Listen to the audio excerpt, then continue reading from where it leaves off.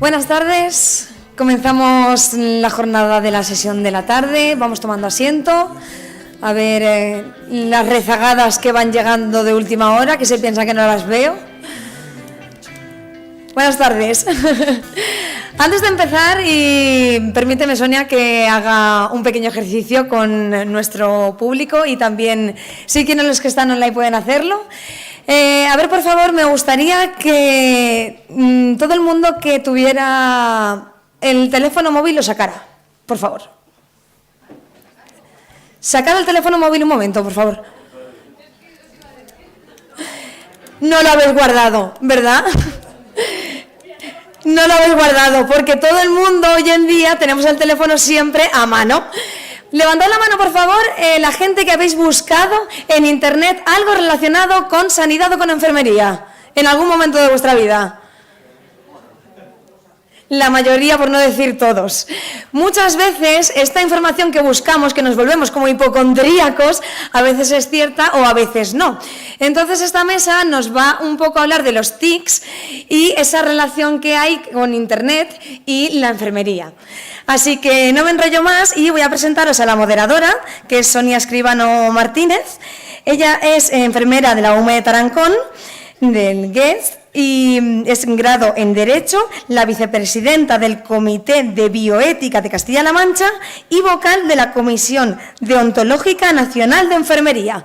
Tiene un currículum muy extenso, es una persona que va a dar gusto escucharla y siempre entre compañeros creo que dicen que tienen que poner una Sonia en su vida. Así que os dejo que disfrutéis de ella y de los ponentes, que seguro que tienen un montón de cosas muy interesantes que contarnos de este tema. Gracias.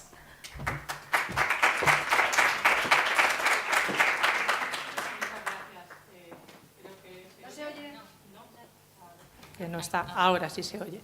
Vale, bueno, muchas gracias por la presentación. En primer momento, bueno, quiero agradecer a la organización, al Comité Científico y al Comité Organizador por dar el espacio a esta mesa y, sobre todo, voy a empezar hablando de enfermería y las TICs y, por lo tanto, creo que es necesario agradecer a los 3 enfermeros que han hecho posible toda esta retransmisión a través de las TICs. Entonces, bueno, a Sergio, Alberto y Alejandro, muchas gracias por haber hecho posible esto.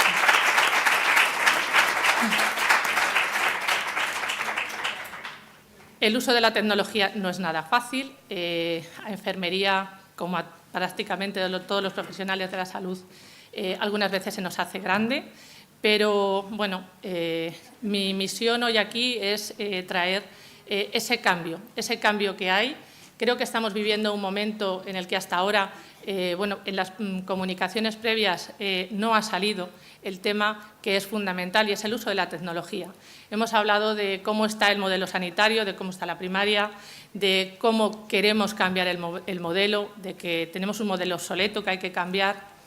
El modelo es obsoleto, hay que cambiarlo, pero estamos inmersos en un proceso de cambio muy importante.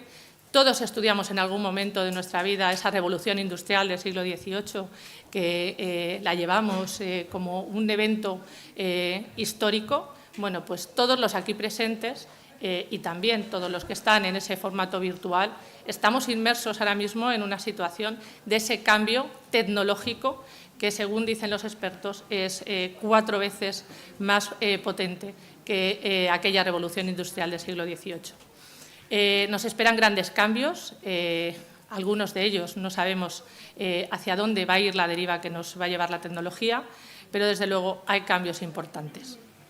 Bueno, dicho esto, para mí es un placer estar hoy aquí con estos compañeros de mesa. Es una inquietud la que vivo con el tema de la tecnología. Mi área de expertise actualmente es en la parte de Derecho Sanitario, es la salud digital.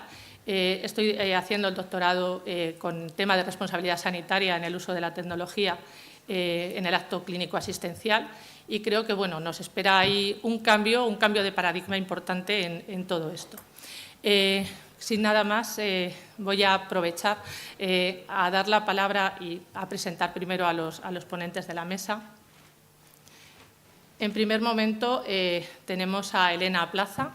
Yo la voy a presentar, aunque creo que necesita poca presentación. Elena es enfermera docente y divulgadora científica, es experta en urgencias y emergencias, es experta en competencias digitales en salud, máster en urgencias hospitalarias, instructora en soporte vital básico y avanzado, profesora de la Universidad Alfonso X el Sabio y, sobre todo, creadora y directora de la web y academia Urgencias y Emergencias en urgenciasyemergen.com. Creo que no necesitaba presentación. Muchos de vosotros habéis conectado con ella a través de su blog, de su web. Sin nada más, va a hablar.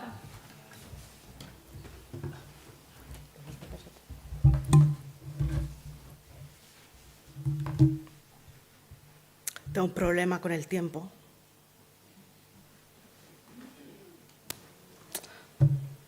Y me he puesto una cosita aquí para no pasarme. Bueno, buenas tardes. Gracias a la organización por el esfuerzo que es hacer unas jornadas y sobre todo por incluir una mesa y que tan solo no se hable de redes en la mesa. Gracias, porque las TIC son muy grandes, no es todo redes y los compañeros tienen cosas que yo no he visto en otras ponencias, así que enhorabuena por la mesa. Bueno, no me presento, que ya me han presentado, simplemente deciros que con el proyecto digital que tengo y las 200 redes sociales que manejo, pues al final la primera en cometer errores he sido yo. Y es que os voy a hablar de eso, no os voy a hablar ni de tips para hacer, bueno, sí, un poco cómo divulgar, no os voy a mostrar herramientas, porque al final, en el poco tiempo que tengo, me lo he llevado siempre el tema de las redes o últimamente a la parte ética. Por eso os decía que la primera en cometer errores he sido yo. Así que os voy a contar por qué divulgar, qué hacer, qué no hacer y luego una parte de reflexión final. ¿Por qué divulgar? Porque el 80% de la población que utiliza Internet acaba buscando en redes sociales cosas de salud, lo que estaba diciendo la compañera antes. Luego el 65%, que me bailan las cifras, de los usuarios utiliza las redes sociales cuando va al médico, tanto si es para mirar antes o después. La conclusión al final es que la gente utiliza las redes sociales y tenemos que estar… ¿me he pasado? tenemos que estar en redes sociales, al igual que estamos con una UBI móvil, al igual que estamos montando unas cámaras para hacer un streaming, al final valemos un poco para todo, al igual que estamos en un circo y estamos en cualquier sitio. ¿Tenemos que estar todos en redes sociales? No, no trabajamos todos en extrahospitalario, no trabajamos todos en el hospital, cada uno a su ritmo, pero sí ser consciente de que es una parte bastante importante, porque la revolución industrial que ha dicho ella, esa frase la uso yo, lo que no sabía es que era 4 veces más potente. La revolución viene ahora con la inteligencia artificial. Esa es la que se nos viene encima, que no veáis. Entonces, súper rápido, ¿cómo divulgar? Por si alguien se quiere animar. Os voy a decir cosas muy obvias, pero que en el día a día la gente se equivoca. Repito, la primera yo, ¿vale? Pero nos equivocamos. Para divulgar hay que tener 3 cosas claras. Lo primero es tener al paciente como centro de nuestra divulgación, tanto si doy docencia a mis compañeros que acaban cuidando a un paciente, como si hago docencia, o sea, divulgación para los pacientes, y se puede hacer divulgación en redes, en medios de comunicación y en muchos sitios, ¿no? Lo segundo que tenemos que tener claro es que hay que hacerlo con profesionalismo, que ahora os cuento qué es eso, que no sé si conocéis el concepto, cumpliendo la legislación, que eso no voy a hablar hoy, y por último teniendo un objetivo claro. Empiezo por el principio. El paciente es lo primero, con lo que la privacidad de los datos del paciente siempre tiene que ser lo más importante. Y la liamos. Sacamos una foto con la radiografía con el nombre, sale alguno que me haga una foto en el pasillo y sale algún paciente por detrás y se le ve la cara. Son cosas que no quiero culpar a la gente joven, pero sí que es cierto que a lo mejor, como han nacido con el móvil en la mano, sí que hay que pararles un poco más a pensar. Y bueno, los que son mayores, como os digo, también a veces lo hacemos. El paciente es lo primero y tenemos que tener cuidado con lo que ven en casa y con lo que ven en el hospital. Grupo de sanitarios haciéndose una foto en medio de la pandemia, paciente desde la camilla haciendo una foto. Ponte en su lugar. Ponte que es un hombre, que su mujer está en la UCI, que no sabe si va a salir de la UCI o no, que no sabe si se va a ahogar en 5 minutos, y aquí la panda, que hemos hecho todos lo mismo, casi todos, haciéndonos una foto porque mola mucho hacernos la foto con todo el equipamiento. ¿Lo hemos hecho? ¿No lo hemos hecho? Bueno, hay que ponerse en el lugar del paciente, y os digo que yo no vengo a dar lecciones de nada, diciéndoos todo el rato que la primera que lo he hecho he sido yo, pero por eso vengo a reflexionar hoy con vosotros. Este estudio lo he traído, lo he sacado en varias ponencias. La American Journal of Nursing publica un estudio en el que cogen 52 vídeos que cumplen los criterios de inclusión que ellos se ponen, que tenían que ser enfermeras, porque a veces todo el mundo se cree que son enfermeras las que salen y luego no lo son. También os digo que se nos culpa muchas veces. Bueno, el caso es que cogen 52 vídeos en una época en la que había 1.300 personas que se morían diariamente, pues como el de la foto. Y sacan que el 77% de los bailes, de los vídeos que había del COVID, eran bailes, que es una cosa que yo he dado mucha caña, pero me ha servido mucho para reflexionar cuando he hablado con otras personas. El 52% hacían twerking y otros movimientos pélvicos, solo un 25% hablaban de COVID cuando habían puesto el hashtag de COVID. Y al final el 96% mostraban algún elemento en el que se identifica uniforme, hospital o a la propia enfermera con la tarjeta. Sí que es cierto que en el estudio no cogieron ningún error de los que hablaba antes del paciente, de que se hubiera roto la privacidad del paciente, pero se violaron 253 violaciones de las disposiciones y principios de los americanos. La Asociación de Enfermeras de América tiene pues unas guías, ¿no? Y llevan como desde 2011 diciendo lo que se puede hacer, lo que no se puede hacer y... Esperad, que voy a beber agua, que se me seca la boca. Lo tienen claro. El tema es que nosotros aquí, en España, aunque me consta que creo que se está haciendo algo, no lo sé, por la Comisión Nacional que has dicho, deontológica, bueno, no sé, hay gente que ya está investigando este tema y que está empezando a centrar las bases de lo que se puede hacer y de lo que no se puede hacer en redes. En España andamos un poquito en el aire. Y el problema, o lo que está estudiando ahora mucha gente, es este tema del profesionalismo, que al final esto es la imagen que damos como enfermeras en las redes sociales, que es de lo que os venía a hablar hoy. Es la conducta ética de los profesionales en la era digital y lo que consiste es en transmitir una imagen de profesionales. Y pongo esta diapositiva para contaros que no es peor profesional el que baila no es peor profesional el que canta y no es peor profesional el que hace bromas a sus pacientes. Eso hay que partir de la base, que es lo que a mí me contestaba todo el mundo en redes cuando decía dejar de bailar que la gente se está muriendo. Me decían, es que no soy peor enfermera. Por supuesto, por eso hablar con la gente mola, porque ves la otra parte. No eres peor enfermera, pero lo estás subiendo a redes sociales. Entonces ya estás mostrando todo eso hacia los pacientes, que los pacientes están en casa, pues ahí encerrados. Las personas ya no eran ni pacientes. Entonces, quería eso, pensar que el e-profesionalismo es lo que transmitimos, no es la profesionalidad ni lo que cada uno sea. Dejando eso claro, no veo a un juez haciéndose un selfie mandando a alguien a la cárcel, bailando. Pero sí que veo a enfermeras haciéndose fotos en una UCI, que para nosotros a lo mejor es el pan nuestro de cada día, pero para la gente de la calle, UCI es miedo. Y estamos ahí haciendo fotos. Entonces, hay que darle una vuelta a lo que pensamos, a lo que hacemos, sobre todo a lo que subimos en redes. Y el problema es, como dijeron Caín y Romanelli, que fueron los primeros que definieron lo de profesionalismo, el problema es que ya no hay nada privado. Ahora ya todo lo subimos a redes y todo es público, pero sigo en el ámbito privado, que es lo que le pasó a la enfermera, con perdón del puto C1 de catalán, que la dieron hasta en el carnet de identidad. La pobre mujer, porque también hay que saber un poco que hay también enfermeras estudiando la libertad de expresión. No va a ser todo malo, todo callar, no bailar, sino que podemos nosotras decir que también tenemos derecho.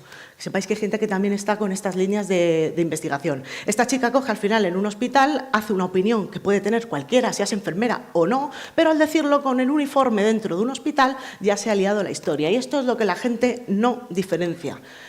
Quizás en extrahospitalaria, que estoy en un ámbito que es distinto, vamos con uniforme, es distinto. Tenemos el uniforme con más respeto. Y que no me malentienda nadie. Pero sí que es cierto que el uniforme del hospital es como al final, pues la ropa de todos los días. Y no hay esa sensación de pertenencia, a una institución y pasan cosas. Y el último, lo primero, el paciente, el profesionalismo y hacer esta reflexión y tener un objetivo claro, porque a veces empezamos con una cosa y acabamos con otra. Como digo, la primera yo, empiezas divulgando a gente, luego pasas a profesionales, luego pasas a pacientes y, bueno, los objetivos al final de cada uno van cambiando, así que hay que pararse de vez en cuando a revisar lo que queremos hacer si nos metemos en redes. Eso sería lo que tenemos que hacer. Lo que no tenemos que hacer, clase 3, lo que perjudica, como si fuera algo basado en evidencia, os lo he puesto. Si hacemos una divulgación sanitaria para ganar likes y con postureo, pues no es que no haya que hacerlo, si tú lo puedes hacer, pero vamos, hay que mirar un poco el objetivo si lo estás haciendo como una enfermera. A mí hay gente que me dice, ¿cómo hago para ganar más seguidores? Cómpratelos. Coges y te los compras, los seguidores están súper baratos, te compras 100.000 y ya tienes 200.000 seguidores. ¿Cuál es tu objetivo? ¿Ganar seguidores? Cómpralos. ¿Cuál es tu objetivo? ¿Hacer divulgación para la gente? Pues hazla sin que te importen los seguidores. Entonces hay gente que pierden o perdemos el norte y el objetivo de vez en cuando y vienen los SEOs y todo ese rollo. Y me gusta parar a pensar y decir que tener redes sociales no te hace mejor enfermera. Tú tienes que ser la leche, pues si no has trabajado conmigo. Seguro que soy un desastre si os venís a trabajar conmigo y diréis, esta tipa, pero que tener redes sociales no me hace mejor, pero el que no las tiene tampoco es peor. Simplemente no está en esta parte de la enfermería porque no podemos abarcar todas. Entonces sí que pido un poco de respeto aprovechando este foro, que ni los que tienen muchos seguidores se meten con quien no tiene redes y los que no tienen redes o tienen pocos seguidores se dejen de meter con que si Manolito ha escrito un libro y no tiene ni idea. Eso públicamente discutimos y esa imagen de la profesión al final no se ve cohesionada. Lo último es evidente, con perdón porque voy a decir evidencia, que hay que divulgar con evidencia, hablando de lo que sabes. Es que no subes contenido del paciente politraumatizado, es que no tengo ni idea. Yo sé de electros y de 4 cosas más. ¿Yo qué voy a decir paciente politraumatizado? Pues si hay compañeros que hablan del paciente politraumatizado. Yo, por ejemplo, no me meto en algo que no sería capaz aquí de responder. También lo veo, clickbait. Hay gente diciendo que va a hablar de la hemorragia sanguinante y luego el tratamiento una tirita. Pero si me ibas a hablar de la hemorragia, no, es que con ese título de hemorragia me vienen más likes y al final estamos perdiendo un poco el norte. Y lo que tenemos que tener claro son 3 pilares fundamentales, ¿vale? Profesionalismo, o el profesionalismo, lo que difundimos, tener claro el paciente es el centro de todo y, por último, basado todo en la evidencia. Como os decía, acabo de hacer con inteligencia artificial un chat GPT propio con los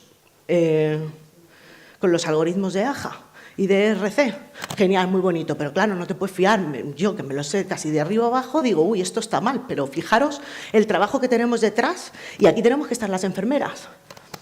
Porque esto lo he creado yo, que más o menos me entero, pero cualquiera puede coger cualquier cosa y es que Internet, esto era como el calentamiento con lo que se nos viene ahora. Pues eso, tenemos que estar. Así que, como veis, no se ha hablado ni de ventajas, ni de desventajas, ni de qué bonito es esto para los pacientes, porque no sabemos si les llega.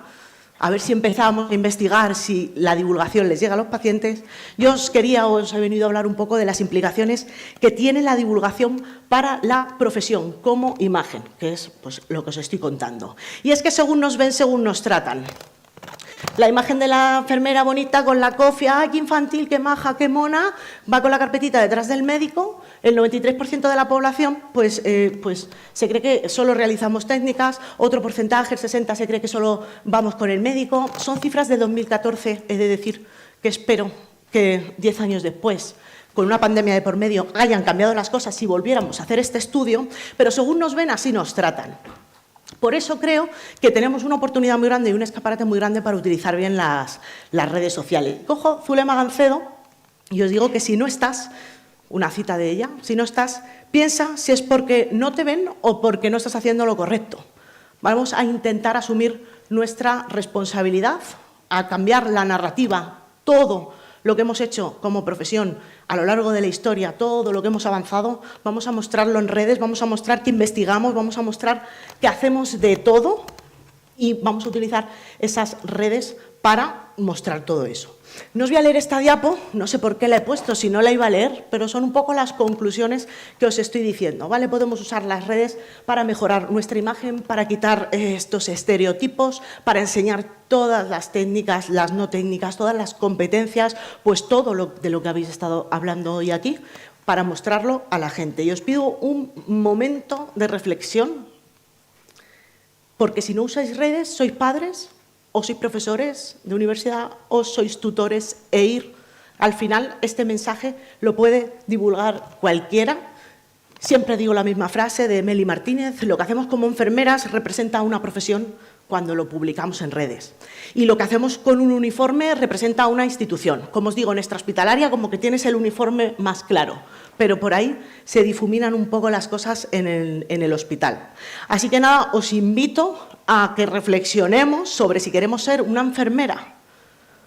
No hace falta ser súper seria, ¿vale? Yo soy súper seria, pero se puede bailar, se puede reír, se puede hacer bromas. Hay enfermeras en redes que te meas, con perdón de la risa, con ellos y hacen una labor de, mira, me río todos los días contigo, pero también divulgan ciencia y evidencia, pero una enfermera científica, que es lo que somos, una profesión científica que nos podemos doctorar y transmitir eso, cambiar esa imagen de la profesión o seguir poniéndonos avalorios y haciéndonos selfies en sitios donde no corresponde y haciendo bailes. Y me consta que hay gente estudiando en la universidad que me dice qué es lo que ve en la gente joven, por eso no quería criminalizarles, pero quizás sí que deberíamos de hacer un espacio a estas reflexiones en el ámbito universitario. Yo lo pido a quien esté en la universidad que hagan momentos y paradas para reflexionar porque se nos va un poquito de las manos.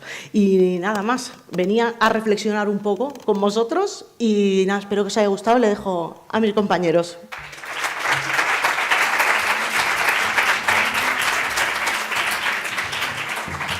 Muchísimas gracias, Elena.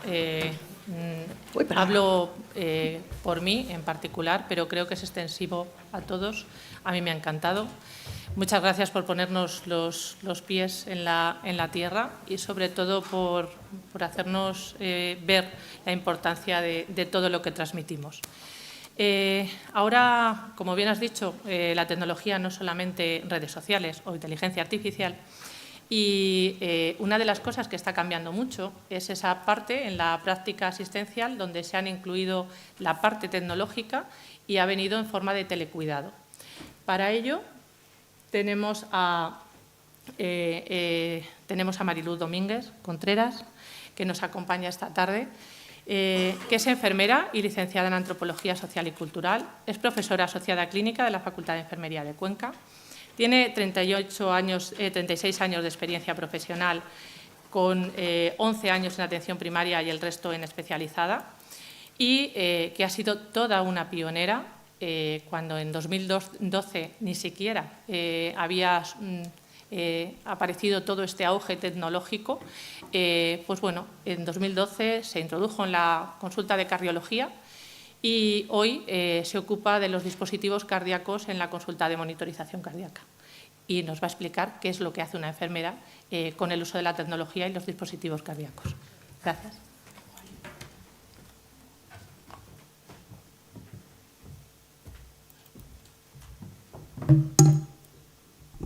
Pues nada, en primer lugar quiero dar las gracias a la organización por invitarme a esta charla y muchas gracias a todos ustedes por estar aquí escuchando una tarde de viernes. Les voy a comentar un poco lo que es el reto del telecuidado desde la perspectiva del seguimiento remoto de dispositivos cardíacos. ¿Qué es el telecuidado? La telemedicina es una de las tecnologías de la información y de la comunicación para proveer asistencia sanitaria. El telecuidado es algo más. Es que es un problema visual importante. Es una práctica que implica la prestación de cuidados y atención de enfermería a promoción de la salud, prevención y curación de la enfermedad a través de las tecnologías de la información y de la comunicación a distancia. ¿Qué nos ofrece el telecuidado?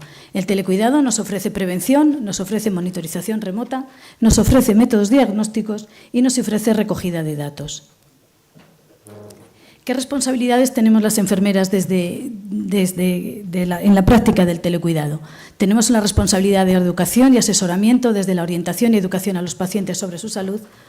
Ofrecemos una gestión del autocuidado, un seguimiento clínico a través de datos recopilados desde los dispositivos conectados y mantenemos una coordinación de la atención colaborando con otros profesionales de la salud para garantizar al paciente que reciba una prestación de calidad. Gestionamos también la administración de fármacos, asegurándonos vías de administración, dosis y que las modificaciones de estas dosis sean las correctas. Hacemos detección de problemas, identificando complicaciones potenciales, además de una intervención temprana. Aportamos un apoyo emocional, pues, es que hablo muy cerca, a los pacientes y a sus familias, tanto en medicina crónica como sobre todo en afecciones graves. Documentamos y registramos los datos, mantenemos unos registros precisos y actualizados de la atención del paciente. Y esto es muy importante para luego la gestión de todos estos datos. Realizamos una adaptación tecnológica, es decir, debemos estar cómodos con la tecnología, aprender a utilizar los sistemas de telemedicina y las aplicaciones de dispositivos de monitorización. Y sobre todo necesitamos una actualización continua. Además, evaluamos la calidad de atención del paciente, ya que participamos en la evaluación continua de la calidad de la atención del telecuidado. Por tanto, podemos resumir cuáles son las ventajas y desventajas del telecuidado. En cuanto a las ventajas, mantenemos una eficiencia y una mejora en la calidad asistencial, aumentamos el telecuidado, hacemos que el paciente se empodere en el ejercicio del cuidado de su propia enfermedad, disminuimos el gasto sanitario, fomentamos la investigación y la accesibilidad.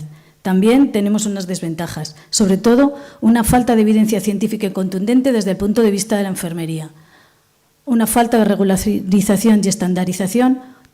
Trabajamos también con la brecha digital, hay todavía muchos pacientes que no tienen acceso a estas tecnologías, tenemos dudas en la seguridad y en la protección de datos y también una falta de adherencia con grandes pérdidas de usuarios activos. ¿Y cuál es nuestra experiencia desde la consulta de seguimiento remoto de dispositivos cardíacos? Según el Registro Español de Marcapasos, en 2021 se implantaron en España 43.739 dispositivos entre marcapasos, resincronizadores, marcapasos sin cables y faltan también desfibriladores. Todos estos dispositivos necesitan un seguimiento de por vida. Necesitan, por tanto, recursos materiales, recursos humanos, para que esta gestión sea de calidad, con seguridad, con eficacia y con eficiencia. ¿Y qué aportamos las enfermeras? Pues mira, en 2019 se puso en marcha la consulta de monitorización remota de dispositivos electrónicos de estimulación cardíaca liderada por las enfermeras de pruebas funcionales. En pruebas funcionales de cardiología, cuando yo llegué a la consulta, que fue en 2012, pues hacíamos ecografías transesofágicas, poníamos Holter, hacíamos test de diagnósticos de enfermedades, veíamos la consulta de marcapasos en compañía del cardiólogo, etcétera. Pero todo esto, sobre todo la consulta de monitorización de dispositivos cardíacos, sufrió una evolución que partió con el liderazgo de las enfermeras de la consulta. Planteamos una evolución de consulta presencial de dispositivos cardíacos a consulta remota. Supuso un cambio estructural, un reto profesional y también la adaptación de nuestros pacientes a este nuevo sistema de seguimiento. ¿Qué es la monitorización remota?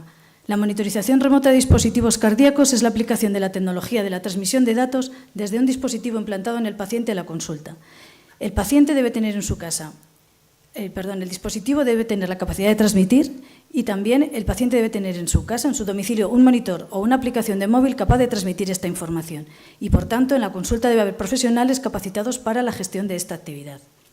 La evidencia científica nos avala y nos dice que con un nivel de evidencia, con clase 1 nivel de evidencia A, que se ponga monitorización remota para pacientes que tienen dificultades para asistir a consulta, para pacientes con movilidad reducida o por preferencias del paciente. También para pacientes dependientes y también para pacientes que hayan tenido una disfunción, por ejemplo, una disfunción de cable o una depresión prematura de batería. Se alargarían los seguimientos presenciales a 24 meses y supone una detección precoz de problemas clínicos o técnicos. En el último consenso de expertos, que fue en este mismo año, en 2023, se llegó al acuerdo de poner el cuidado de los pacientes con dispositivos cardíacos. El sistema de estandarización sería a través de la monitorización remota. Además, estudios prospectivos aleatorizados han demostrado su aplicabilidad, seguridad y eficacia, con superioridad para la detección temprana de eventos clínicos o técnicos y para el mantenimiento de la regularidad de las visitas programadas.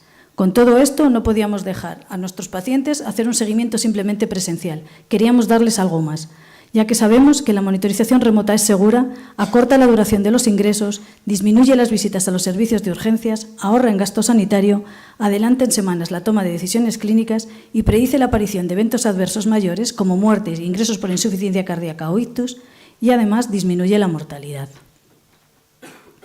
¿Qué dispositivos podemos poner en remoto? Actualmente podemos poner en seguimiento remoto todos los dispositivos. Cuando nosotros empezamos teníamos dispositivos que no tenían radiofrecuencia, no tenían Bluetooth y no se podían poner en remoto, pero en la actualidad todos los que tenemos nos permiten utilizar la transmisión remota. Entre ellos están los holter insertables, los marcapasos sin cables, los desfibriladores, los resincronizadores o los desfibriladores subcutáneos. ¿Y qué tipo de monitores tenemos? Tenemos dos tipos de monitores. Tenemos monitores inductivos o monitores automáticos. Los monitores inductivos necesitan la participación activa del paciente a través de un monitor que les damos a ellos y lo tienen en casa o a través de una aplicación de su teléfono móvil. No tiene alertas automáticas, sí hacemos transmisiones programadas y es fundamentalmente para marcapasos. Tenemos monitores automáticos que no necesitan la transmisión del paciente. El paciente tiene el monitor en casa y él solo, a través de la programación que hacemos nosotros, nos transmite el chequeo completo del marcapasos o del desfibrilador, además de las alertas. Esto nos funciona también para marcapasos, para desfibriladores, para resincronizadores o para holter insertables. Entonces, dependiendo del paciente que tenemos, una vez que se elige el dispositivo a implantar, también se elige qué tipo de monitorización va a necesitar ese paciente. Entonces, desde los cardiólogos implantadores, pues muchas veces colaboran con nosotras o las enfermeras colaboramos con ellos para la elección del mejor sistema de monitorización remota para elegir el mejor dispositivo para ese paciente. Pensar que si tenemos un paciente que no tiene soporte familiar, no le podemos poner una monitorización remota a un paciente de 90 años que no es capaz de manejar un móvil. Entonces, una vez que se hace la selección del dispositivo a implantar, se valora también qué tipo de dispositivo le vamos a poner en remoto. Aquí tenéis la variabilidad de transmisores que tenemos. Cada casa comercial tiene varios modelos, dependiendo de la tecnología del dispositivo. Hay unos que nos transmiten a través de radiofrecuencia, otros nos transmiten por un Bluetooth. Hay dispositivos que llevan un Bluetooth de baja energía, que nos transmite a través del teléfono móvil que lleva el paciente consigo. Y otros dispositivos los tienen en casa, se transmiten a través de satélite.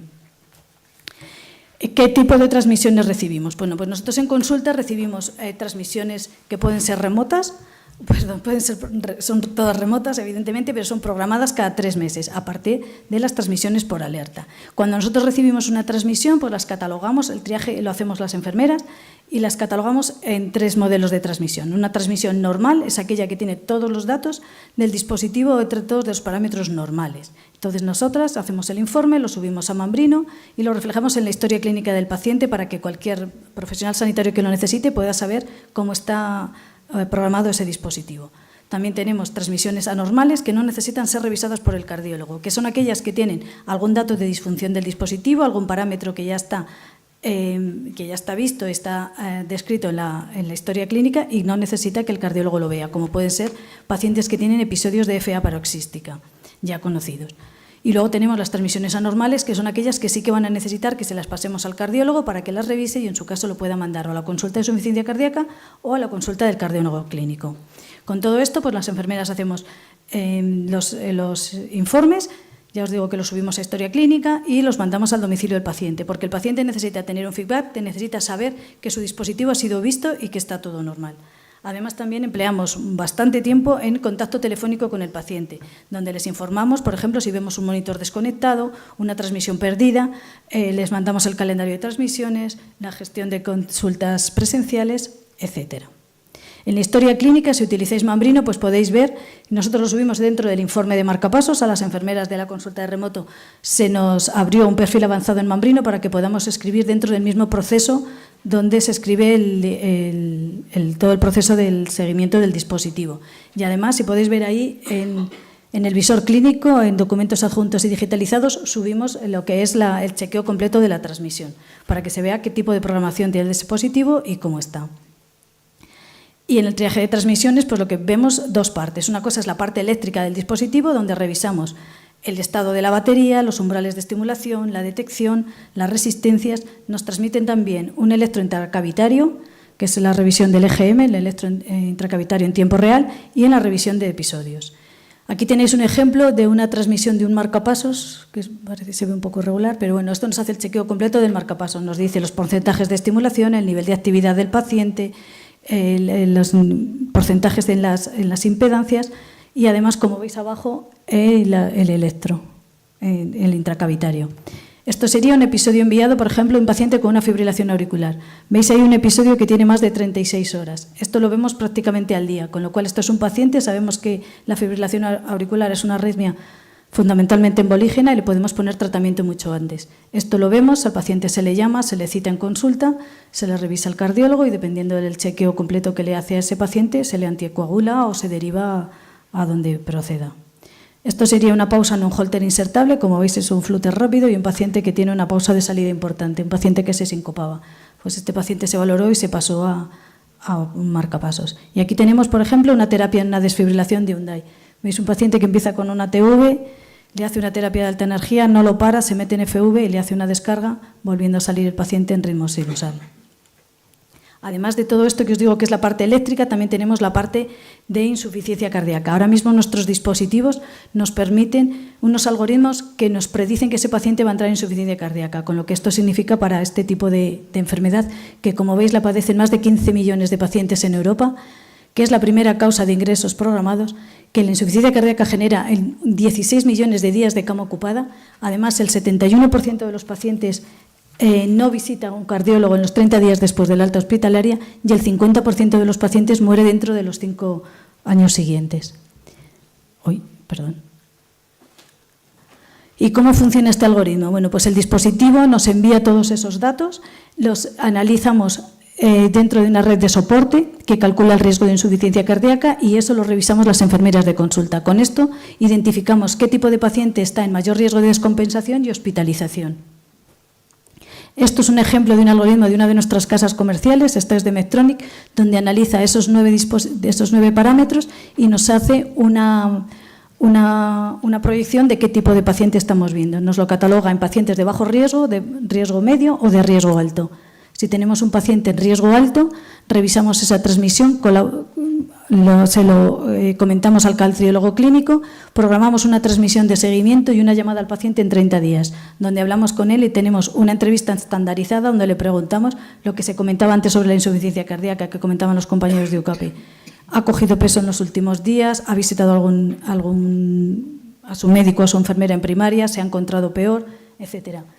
También optimizamos las terapias según las guías. Es un paciente que probablemente evitemos que entre en insuficiencia cardíaca y que tenga que ingresar, porque le ponemos remedio antes. Es lo que nosotros le llamamos atención temprana.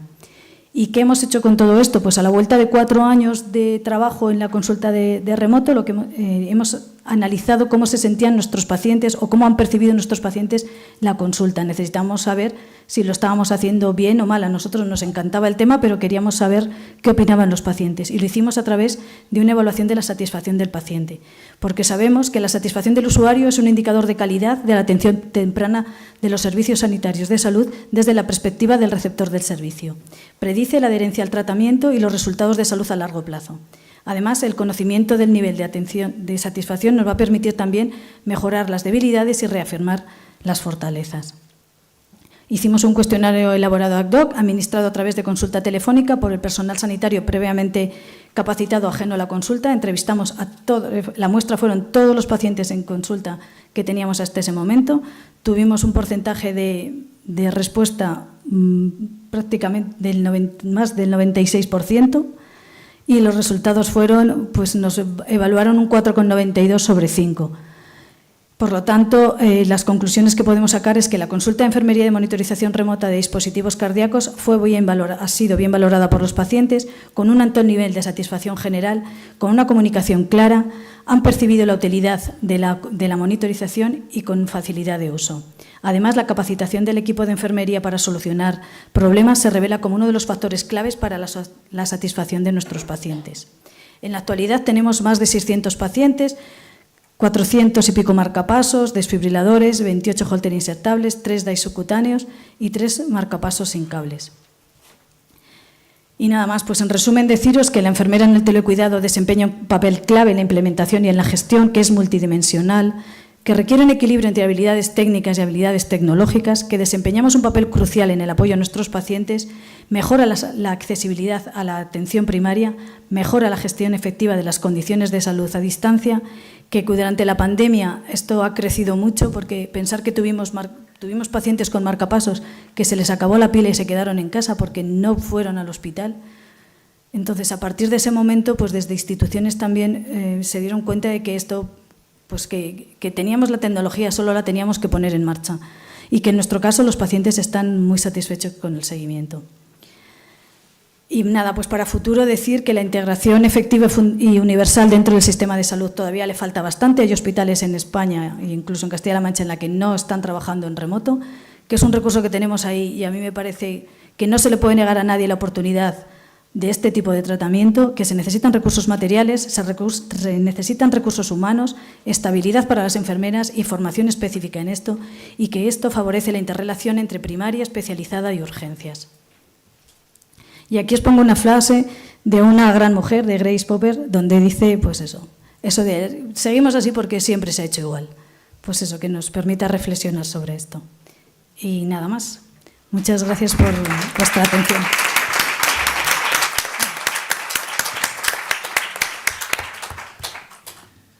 Bueno, muchas gracias, Mariluz. A mí me has dejado con la boca abierta de la cantidad de cosas que puede llegar a hacer una enfermera y, sobre todo, de qué aplicación tan maravillosa del uso de la tecnología de cara a esa utilización en prevención de los pacientes y sobre todo en satisfacción. De verdad, me ha encantado y me encanta el trabajo que hacéis. Ahora le voy a dar paso a Cristina Martínez Villalobos Aguilar. Ella es licenciada en Medicina por la Universidad de Cádiz, es especialista en Medicina Familiar y Comunitaria, máster en Emergencias y en Estética, y está cursando un máster de Gestión y Dirección de Equipos y de Dirección de Empresas. Tiene experiencia laboral en atención primaria, también en medicina de urgencias hospitalarias y de médica coordinadora. Y en la actualidad, desde 2012, es la coordinadora de equipos médicos desde el 2022, perdón.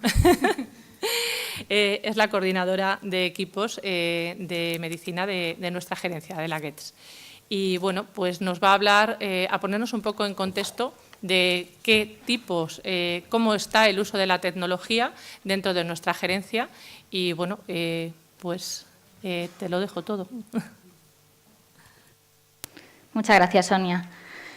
Bueno, después de la presentación de nuestra moderadora, os preguntaréis qué hago yo aquí hablando de TIC. Pues es una buena pregunta y esto hace que yo empiece mi charla al revés y voy a empezar por los agradecimientos. Y el primero de ellos va para esta persona que todos conoceréis, es Alberto López, nuestro gerente, que un día decidió, no sé muy bien por qué todavía, nombrarme responsable del Departamento de Visibilidad de la GETS. Pero el Departamento de Visibilidad de la GETS, os pensaréis, bueno, pues una médico, pues lo que habrá aparte serán periodistas, community manager, algo por ese estilo. Pues no, nuestro Departamento de Visibilidad es este. Somos yo, aquí presente, y Sergio y Alberto, 2 enfermeros. Este es el Departamento de Visibilidad. Ellos son realmente quienes llevan el Departamento de Visibilidad. Este vídeo, bueno, lo tomó Sergio con el dron cuando estuvimos aquí en Cuenca grabando unas imágenes del vídeo de la GETS. Y, bueno, ellos son los realmente culpables de que hoy esté aquí dándose el café.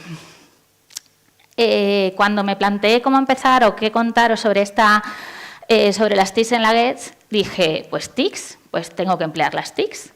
Y la semana pasada fui a jornadas de salud comunitaria y trajeron una POPE mundial de la salud preventiva y dijo que ya no empezaba ninguna charla sin antes consultar a ChatGPT.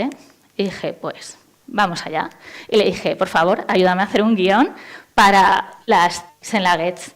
Pero se ve que no tenemos que tener mucho publicado en los datos porque se perdió un poco y no sabía muy bien qué decirme, qué contar. Os reconozco que también usé la inteligencia artificial para intentar crear una imagen de la gerencia y esto fue lo que obtuve. Tampoco me sirvió de mucho, que no estaría mal, que está buena la imagen de nuestra gerencia. No sé muy bien tampoco por qué no aparecen mujeres, todo hombres y bastante guapos, pero esto es lo que la inteligencia artificial entiende, que es un servicio de emergencias extrahospitalario. Como no me ha servido de mucho la inteligencia artificial, las TICs en esta ocasión, decidí yo pensar que quería contar y hacer un guión normal. Así que os explicaré un poquito qué son las TIC. Las TICs en salud, aunque para eso teníamos a Elena que nos ha hablado perfectamente, y ya centrándonos un poquito más, ¿qué hacemos nosotros con las TICs en la GETS? Lo que teníamos, lo que tenemos y lo que esperamos tener. Bueno, ¿qué son TICs? Que hablamos de TICs y yo hasta hace no mucho no sabía muy bien qué era TIC. Que, por cierto, me he enterado que no lleva S porque eso es americano, que en español se dicen las TIC, en singular. Bueno, pues las TIC son esto, no sé si lo habéis visto, pero ahí detrás de ese cartel están Sergio y Alberto consiguiendo que se me escuche, que se me vea, que retransmitamos en... Eso son las TIC. Las TIC son las tecnologías de la información y la comunicación. Es un concepto que viene a sustituir lo que antiguamente llamábamos las nuevas tecnologías, que empezaron pues desde la radio, el teléfono, la televisión, y eso poco a poco ha ido dando paso a estas super nuevas tecnologías como la inteligencia artificial, el Big Data, etcétera, que tuvo que nacer un nuevo concepto que son las TIC. La gran revolución de las TICs, por así decirlo, fue Internet. Internet, bueno, no sé si lo sabéis, pero fue un proyecto del ejército americano para comunicarse entre sí, crear una red interna como una intranet, y ARPANET se llamaba, y a mediados de los años 80, 90 decidieron hacerlo público. Y ahí fue cuando realmente llegó la gran revolución digital mundial. ¿Y qué suponen las TIC en salud, en el ámbito sanitario? Bueno, se dice que el ámbito sanitario es el prototipo perfecto para las TIC. ¿Por qué? Porque en nuestra práctica diaria se basa en el conocimiento, se basa en la información, se basa en datos. Nosotros actuamos con esas cosas, las manejamos, las tenemos interiorizadas, aunque no lo sepamos, manejamos probabilidades, y todo eso viene de estudios. Entonces, la práctica clínica nuestra está basada completamente en datos y en información. Pero no solo la práctica clínica. la inteligencia artificial, el Internet de las cosas, el Big Data, va a venir a revolucionar el sector sanitario y tenemos que estar preparados para ello.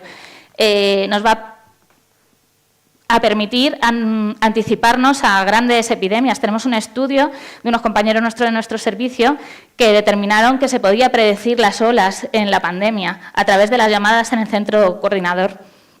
Va a permitir precisar en tratamientos, en diagnósticos, ayudarnos a investigar. No sabemos lo que nos espera en cuanto a la revolución digital en este ámbito. Y todo esto nos va a llevar a una medicina basada en la persona, porque al final no tenemos que perder el punto de vista, que el punto de vista para nosotros son las personas, que no los pacientes, porque no solo hablamos de enfermedad, hablamos de salud. Y todo esto, ahora hay una nueva tendencia de hablar a la medicina de las 5 Ps. Y me las he tenido que poner porque siempre se me olvidan. Alguna P se me queda siempre perdida, que es la medicina personalizada, la medicina predictiva, preventiva, poblacional y participativa. Predictiva, para análisis de datos, inteligencia, tecnología, información. Quería poneros esta imagen porque a mí me llamó mucho la atención. Es un poquito antiguo, porque ahora veréis por qué os lo digo, pero en Estados Unidos la tercera causa de muerte es por errores médicos, por encima de accidentes de tráfico, etc. Y de esas cifras, 1/4 son por la letra ilegible de los médicos. O sea, haceros una idea de la importancia de digitalizar las historias clínicas, de digitalizar las recetas, de digitalizarlo todo. Evita errores, por supuesto. Uno de los conceptos en salud con las tecnologías es el e-health o e-salud, que se engloba dentro de la salud digital. La salud digital tiene 3 patas, como veis ahí. Una de ellas es el empoderamiento de los pacientes. Ya hemos estado aquí hablando varias veces, tenemos que darles herramientas a los pacientes para que ellos mismos sean capaces de sentirse partícipes de ese cuidado y autocuidado. Hay múltiples estudios, os iba a poner una foto aquí mía, pero al final me ha dado vergüenza. Uno de los proyectos que hicimos durante mi residencia fue el empoderamiento de pacientes con cardiopatía isquémica. Simplemente la implicación en ellos mejoraba datos analíticos, o sea, les mejoraba el colesterol porque se implicaban en la dieta, empezaban a hacer ejercicio, implicar a los pacientes es fundamental. Diseño e innovación. La innovación es fundamental. El otro día también escuchaba a otra compañera que decía que innovación, nos creemos que innovación es los nuevos análogos de la GLP-1, que evidentemente van a revolucionar el tratamiento de la obesidad, o los script que cortan genes para curar enfermedades, por supuesto, todo eso es innovación. Pero tenemos innovación mucho más básica, sencilla, de andar por casa. Hay estudios que demuestran que dormir menos de 8 horas reduce los linfocitos T en un 30%. Que meditar media hora al día aumenta hasta un 15% la masa gris de nuestro cerebro. Innovación de andar por casa, no hace falta creernos súper aquí de todo. Y, por supuesto, la ciencia de los datos, el análisis de datos, lo que hablábamos, anticiparnos a las cosas, basarnos en datos para tomar decisiones, importantísimo. Bueno, quería hablaros también de los, yo voy a decirlo en español, wearables, o como se llamen, que es la tecnología inteligente, los móviles inteligentes, la ropa inteligente. Ya empieza a haber estudios que demuestran que no solo aumentan la esperanza de vida, sino que aumentan los años libres de enfermedad. Un concepto que para mí es muy importante, porque no es importante llegar, sino cómo llegas. Entonces, bueno, ya empieza a haber datos y estudios sobre el uso de este tipo de tecnología. Y, bueno, las redes sociales, lo que hablábamos, ¿no? No es solo importante para nosotros como profesionales, las TIC las usan las personas a las que atendemos. Y en torno, bueno, Elena ha dicho un 80%, pero es más redes sociales, en torno al 65% usa Google para buscar información sanitaria. O sea, casi todo el mundo. Y de ese 65%, 1/3 es en redes sociales. Nosotros tenemos una gran responsabilidad como organizaciones sanitarias a la hora de divulgar en redes. Lo que nosotros ponemos, la gente se lo cree. Luego creo que os he puesto un algoritmo de credibilidad. Pero, ¿qué divulgamos nosotros en redes? ¿Qué suelen divulgar los sanitarios? Bueno, se hizo un estudio, en Twitter en concreto, sobre qué se divulgaba del cáncer y casi todas las organizaciones sanitarias lo que divulgan es con un enfoque preventivo. Y es importante hacer educación para la salud. Nosotros tenemos grandes divulgadores en nuestro servicio. Tenemos a Alberto Luque, por ejemplo, enfermero. Tenemos a Carlos Blanco, por ejemplo, enfermero. Y lo que os decía, lo hacen perfecto. Y tenemos que hacerlo así. ¿Por qué? Porque la gente nos cree. No somos Cristina Martínez Villalobos, no somos, no sé, es una enfermera, es un médico, es de algún sitio. Y la gente te cree lo que dices. Entonces tienes que ser muy riguroso en lo que pones. ¿Por qué? Porque la gente que no es sanitaria, porque en 1 de cada 3 bulos en Internet son sanitarios. 1 de cada 3. Las patatas de McDonald's solucionan la calvicie. O sea, se nos puede ocurrir millones. Está lleno de bulos. Ya os digo, 1 de cada 3 fake news son sanitarias. Y eso al final hace que tengamos memes como estos, ¿no? De que busques lo que busques en Google, siempre va a ser cáncer o muerte, ¿no? Sobre todo según quien lo interprete. Un estudio, el Smart Health System, que analizó 14 países de la OCDE para ver cuánto invertían en digitalización sanitaria. España no estaba mal, estaba en el 5º puesto, no andaba mal. Hablaba de fortalezas nuestras como son la receta electrónica, como son los portales de los pacientes, pero sí que hacía referencia a que por culpa o debido a nuestra organización política en comunidades, cada uno teníamos una historia y esas historias no se hablan entre ellas. Cosa que es muy, muy, muy importante y que en algún momento alguien se tendrá que poner las pilas con ello, que creo que ya están. ¿Y cuánto nos gastamos? O sea, hemos dicho que somos el 5º país que gastamos dinero en... ¿Pero cuánto? Bueno, pues en 2000, como veis, del todo el presupuesto sanitario, lo que se gasta en TIC es en torno a un 1,3% aproximadamente. No está mal, no está mal, son millones, pero sí está mal si lo vemos en comparación con otros países europeos, que es en torno a un 5%. Por supuesto, España se ha puesto las pilas, tiene planes que regulan esto, estos son más antiguos, y el último de 2021, la Estrategia de Salud Digital. Bueno, esto está muy bien, pero ahora vamos a hablar de la GETS. ¿Qué tenemos en la GETS o qué es lo que hacemos en la GETS? Bueno, vamos a hablar un poquito del pasado. En 2001... con la transferencia de las competencias a las comunidades, comenzó el servicio, nuestra gerencia. Y, bueno, estos eran más o menos los medios que teníamos, que evidentemente las imágenes os parecen antiguas, pero estoy segura que aquí hay gente que dice, pues no estamos mucho más allá. Os voy a demostrar que sí, que hay cosas que han cambiado. Nuestro presente, informática, cosas que tenemos que no teníamos. Tenemos, esto es TIC también, Marian, son TIC. Tenemos las aplicaciones Get, donde podemos poner incidencias de materiales a través del IMA, podemos colgar quién está de guardia a través del Cronos. Podemos tener videoconferencias, cosa que nos ha salvado en la pandemia. Podemos tener reuniones con la dispersión geográfica de nuestra comunidad telemáticas, ya no hace falta que tengamos formación presencial, podemos hacer charlas y conferencias telemáticas. Tenemos servicio de el Iris para notificar problemas informáticos. Tenemos Sophos para apuntarnos a los cursos.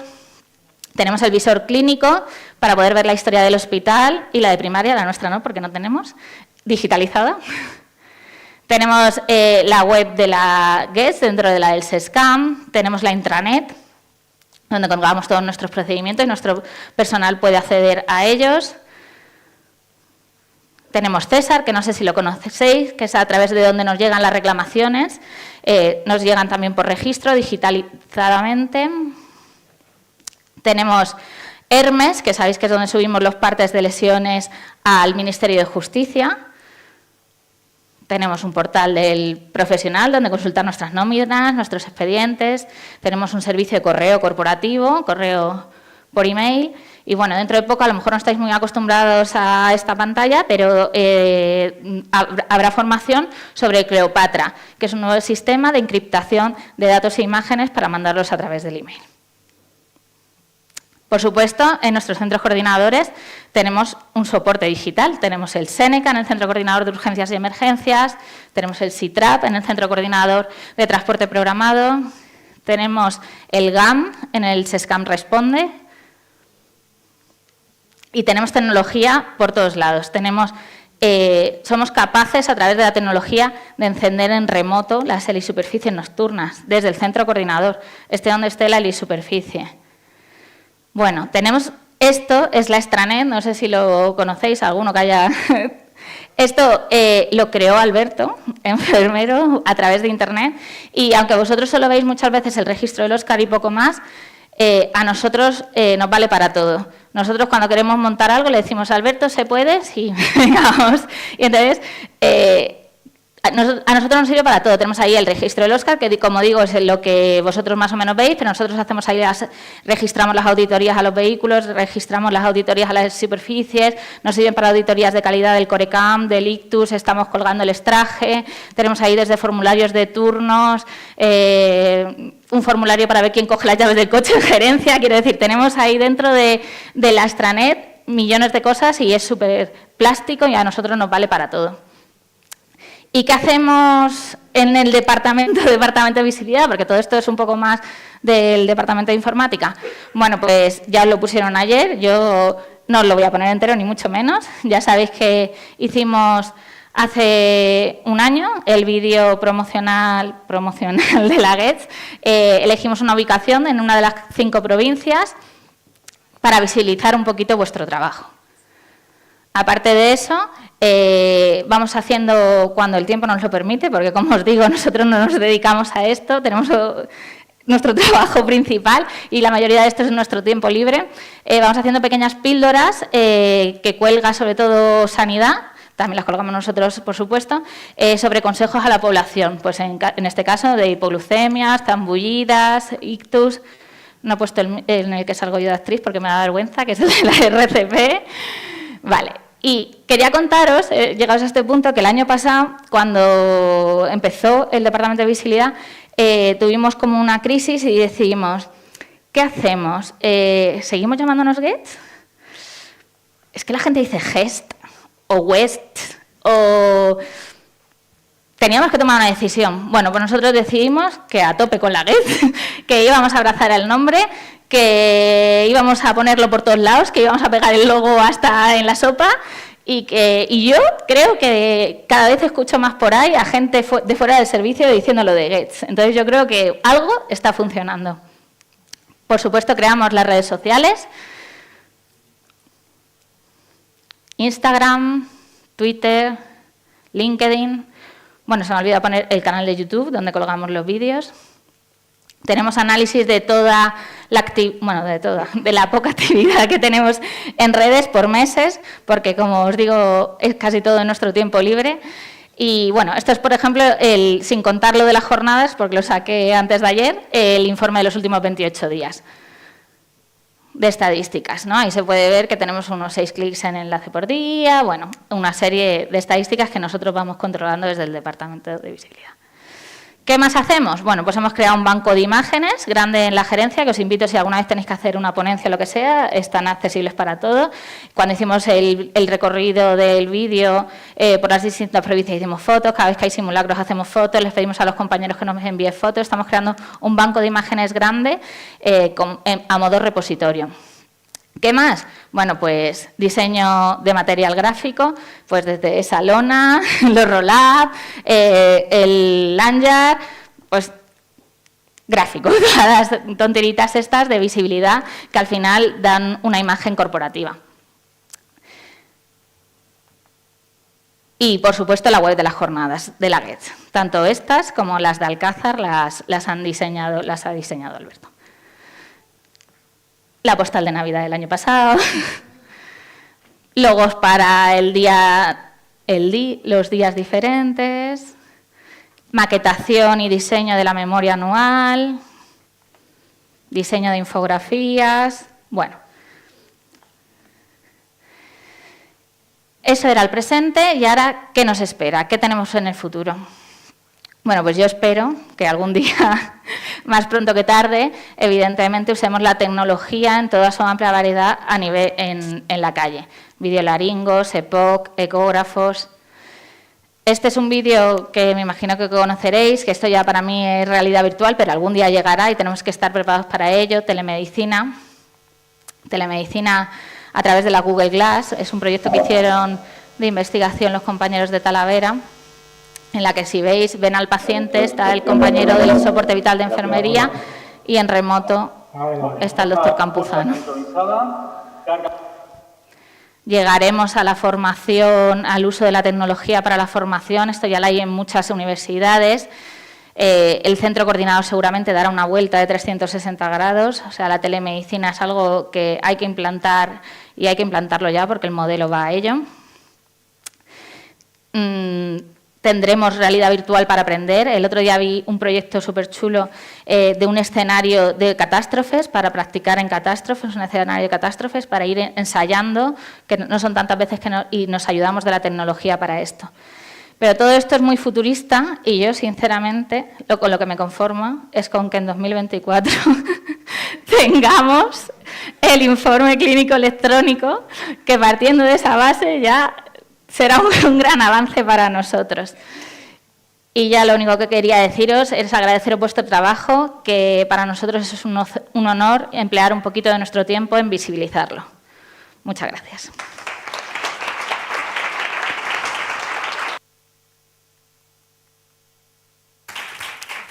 Muchas gracias, Cristina. La verdad es que ha sido, bueno, eso de la imagen corporativa la has transmitido. Es desde ese momento que cuando me senté a la mesa diciendo, no sé de qué va a hablar Cristina, porque aquí parece que a esta tecnología, aquí a la gerencia no ha llegado la tecnología. Y, saco pecho, pertenezco a una organización donde hay tecnología y además tiene potencial. Así es que muchísimas gracias, Cristina. Bueno, ahora nos vamos a otro tema que, bueno, es poco tratado habitualmente, que es la ciberseguridad. Parece que cuando hablamos de ciberseguridad nos vamos a ese aspecto tecnológico que pertenece a otros, parece que a nosotros, usuarios del día a día o profesionales sanitarios, se nos queda grande y que con nosotros no va. Pero la tecnología hoy es salud, influye mucho en la salud, más de lo que nos creemos, mucho en nuestros puestos de trabajo. Y para hablarnos de esa parte tenemos a Juan Carlos Fernández Martínez.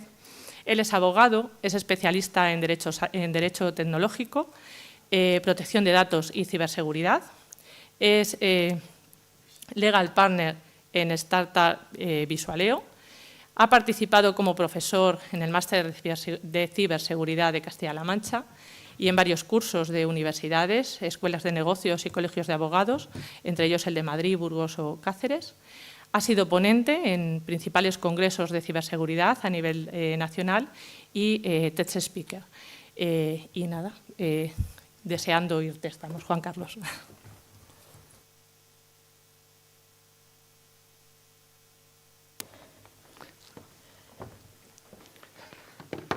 Se oye bien, vale. Bueno, pues lo primero, dar las gracias al comité por la invitación y personalmente a Sonia, compañera de carrera de Derecho, así que nos conocimos ya en la madurez y estudiando otras segundas actividades. Y me dijo, bueno, ¿por qué no, Juan Carlos, vienes y nos hablas un poquito de ciberseguridad? Y siempre vengo un poquito a asustar a la gente y efectivamente la mejor manera de captar la atención a las 4 de la tarde, que es una hora de siesta. Entonces, ¿nos puede pasar a nosotros? Bueno, pues ya está pasando. Vamos a ver cosas grandes y cosas pequeñitas y vamos a ver también responsabilidades. Es decir, aquello que hace alguien con un dispositivo TIC y puede derivar en un daño a la organización, pues quizás puede costar alguna sanción disciplinaria. En la empresa privada incluso llegar al despido, con lo cual ahí hay responsabilidad. Vamos a ver ese tema. No sé por qué he preparado la presentación, porque podría haberla hecho con las cosas que me han dicho las compañeras. Hablamos de redes sociales y responsabilidad. ¿Somos de aquí padres la mayoría? Levantar la mano.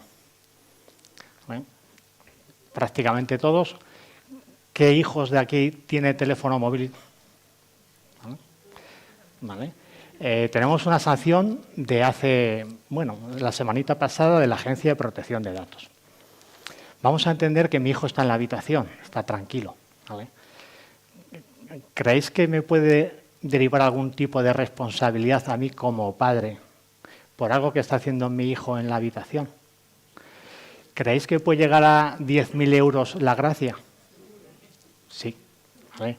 Alguien ha creado una cuenta en Instagram con el perfil de otro chaval. El padre denunció la suplantación de identidad. Oye, ¿y por qué no dieron traslado a la Agencia de Protección de Datos, la Fuerza de Cuerpos de Seguridad? Y la agencia entra y dice, es un particular, es una persona civil, no aplica protección de datos, porque a un particular no le aplica la ley de protección de datos. Y es cierto, ojo, excepto cuando es fuera del ámbito doméstico. Y claro, aquí no sabemos ni qué significa esto. Te lees la norma ámbito doméstico y dices, pues está por casa. Cuando alguien utiliza algo y lo sube a redes sociales, queda fuera de su control.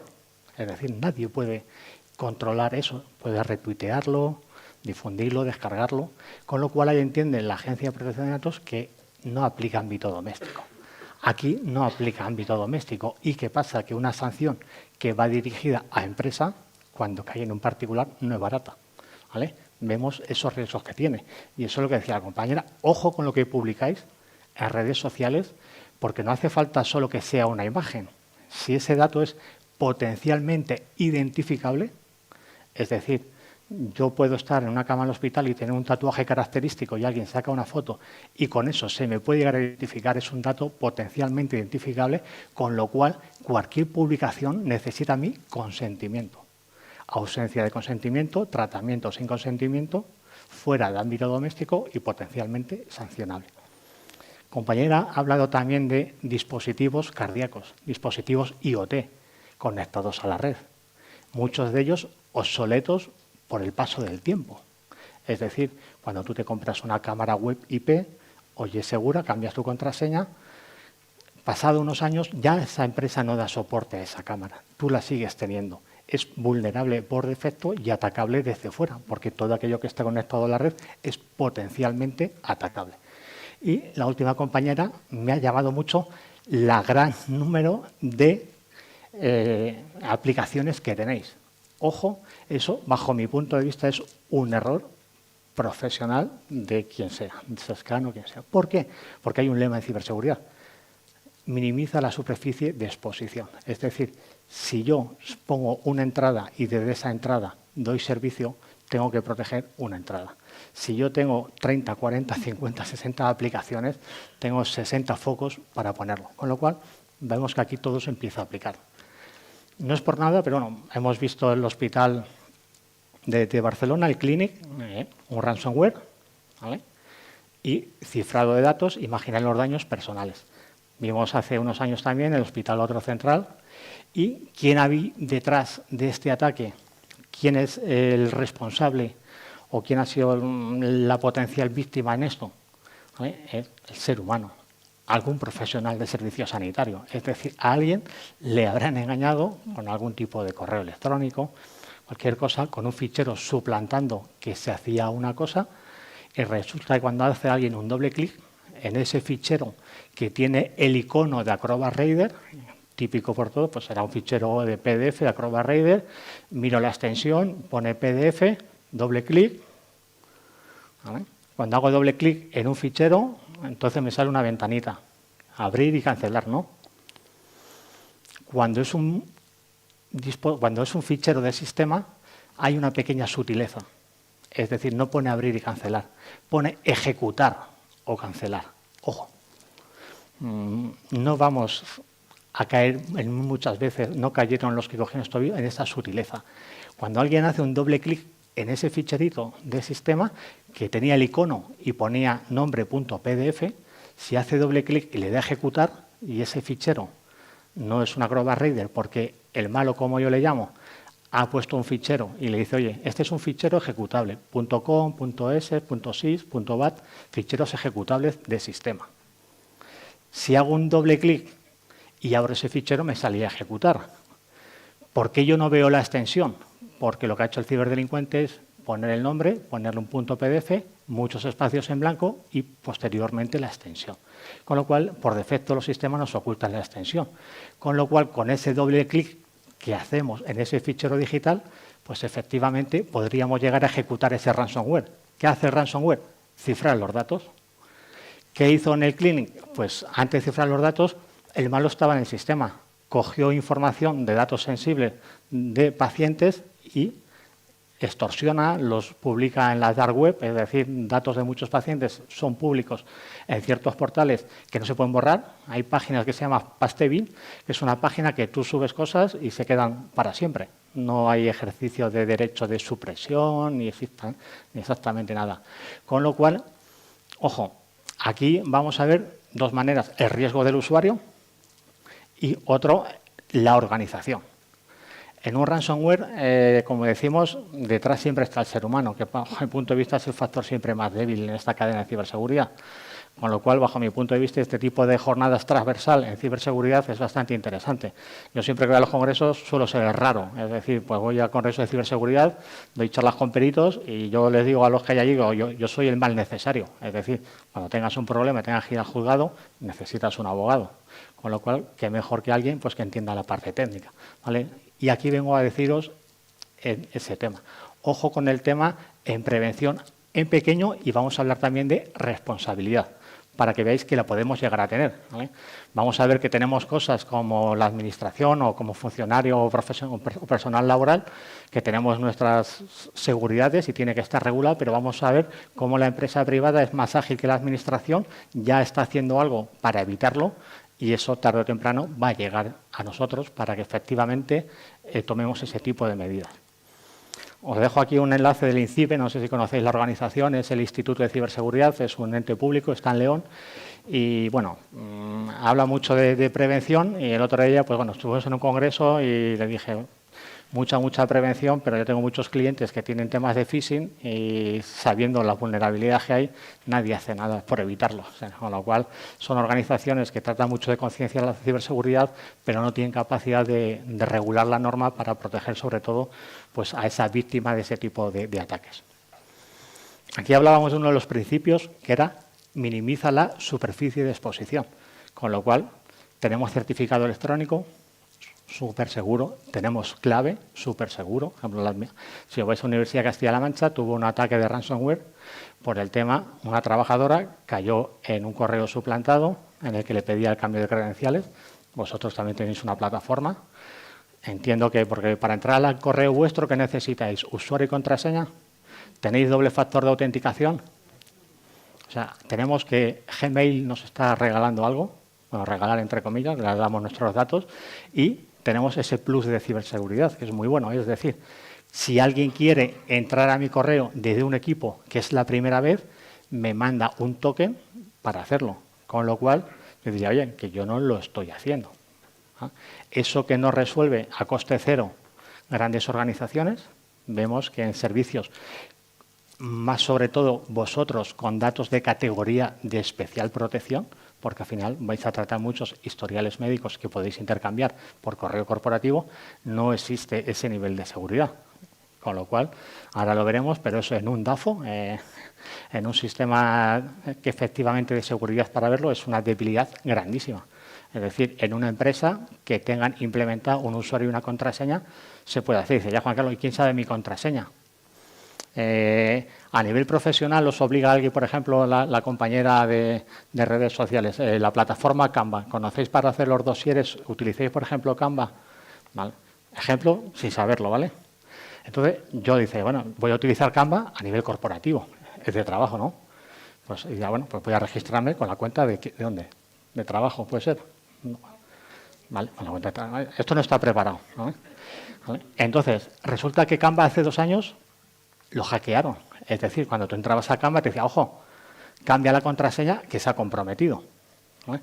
Es decir, miles y miles de contraseñas estaban comprometidas de Canva. Ya eso está publicado en la dark web, es decir, te metes en la dark web, nos metemos cualquiera y ves las contraseñas. ¿Qué hace el malo? Fichero Excel. Y dice, oye, quítame de estos miles de pardillos que tienen la contraseña, quítame las cuentas Hotmail, Gmail, Yahoo. Solo quiero cuentas de empresa. ¿Qué hace el malo? No hace nada. Es decir, voy a ver si la contraseña de Canva no vaya a ser que por no tener muchas contraseñas en la cabeza haya puesto la misma que la del correo. El malo con usuario y contraseña entra al correo y el malo se queda ahí. Es decir, el malo quiere dinero, no quiere ver datos de historiales clínicos. En empresa, ¿qué hace el malo cuando está? Modifica números de facturas de cuenta para que le paguen a él en vez del proveedor. Con lo cual tenemos ese problema. ¿Qué podría pasar ahí? Pues una brecha de confidencialidad, es decir, toda esa información. Incluso podría, el malo es muy típico, mandas un correo, pues puede coger en elementos enviados, ver dónde se ha mandado, volver a mandar un correo que sustituya al anterior con los datos que él quiera. O sea, hay un montón de vulnerabilidades que yo, sin saber nada, se están viendo por defecto. Lo que decíamos del DAFO. El DAFO es un sistema de seguridad que se hace a nivel de empresas. Pues a mí me gusta verlo. Es decir, por ejemplo, ¿qué tiene el SESCAN aquí que yo he visto de seguridad? Pues Fortaleza. Pues bueno, va a costar verlos, la verdad. Pero bueno, vamos a entender que los dispositivos IoT son empresas potentes y efectivamente tienen esa actualización de ese firmware y lo tienen. Bueno, pues eso sería una fortaleza. Es interna, yo lo tengo bien implementado. Debilidades, un montón de aplicaciones. Veo que no hay aplicaciones de cifrado de datos oficiales, que está todavía Cleopatra por hacerse. Cuando vais a ver que hay herramientas de hace 10 o 15 años que ya solucionan esto a coste cero y seguro al 100%, con lo cual no sé por qué no se utiliza. No entiendo que tampoco va a haber porque tampoco tenéis firmado, es decir, un sanitario puede hacer una foto y subirla a algún sitio y eso implica una responsabilidad o se supone, ¿no? ¿Tenéis algún documento firmado con prohibiciones específicas?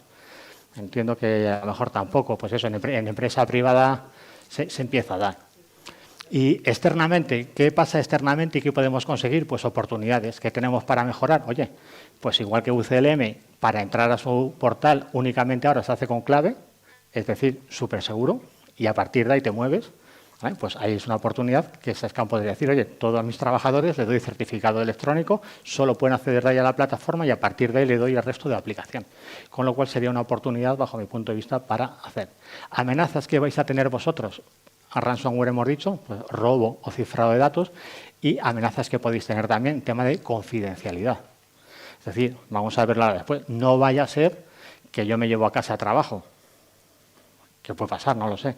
Es decir, pues descargo, escaneo unos informes y acabo la guardia, tengo mucho trabajo, me lo llevo en un USB y me lo llevo para casa para seguir. Bueno, no sé si eso se ha hecho alguna vez, ¿lo habéis hecho? Públicamente no se ha hecho, pero a lo mejor internamente pues me puede costar que se podría llegar a hacer. Aquí hablamos también tema legal. Ciberseguridad, cuando hablamos de datos personales, implica responsabilidades, aplica la ley de protección de datos. Es decir, cuando se comprometen datos, pero cuando se comprometen datos personales, aplica la ley. Ojo, vosotros sois datos de categoría especial, datos sanitarios, datos de especial protección, con lo cual se exige un plus de seguridad que otro tipo de administración que no tenga esa información tan sensible. Y aquí hablábamos de ciberseguridad, va de la mano de tres conceptos. En ciberseguridad hay tres brechas de privacidad. Primera, disponibilidad. Es decir, si me cifran los datos, como el ransomware que hemos visto, tengo una brecha de disponibilidad, a no ser que tenga una copia de seguridad.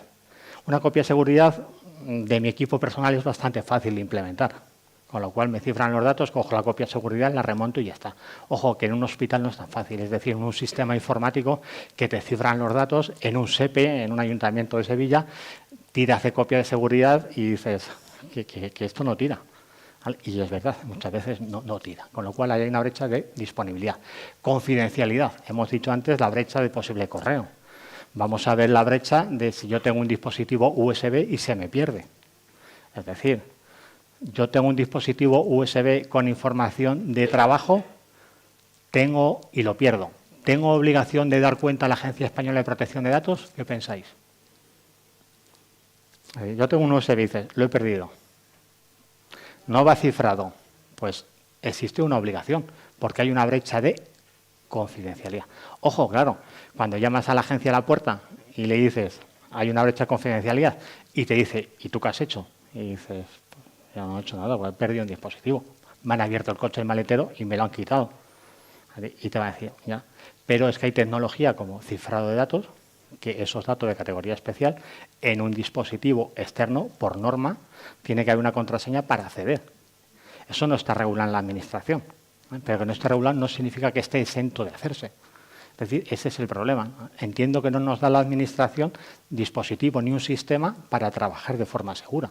Pero, ojo, que cuando se comprometían datos, al final yo estoy saliendo fuera de unos protocolos por exceso de celo, es decir, por llevarme trabajo a casa por trabajar. Pero eso podría derivar lo que decimos en expedientes.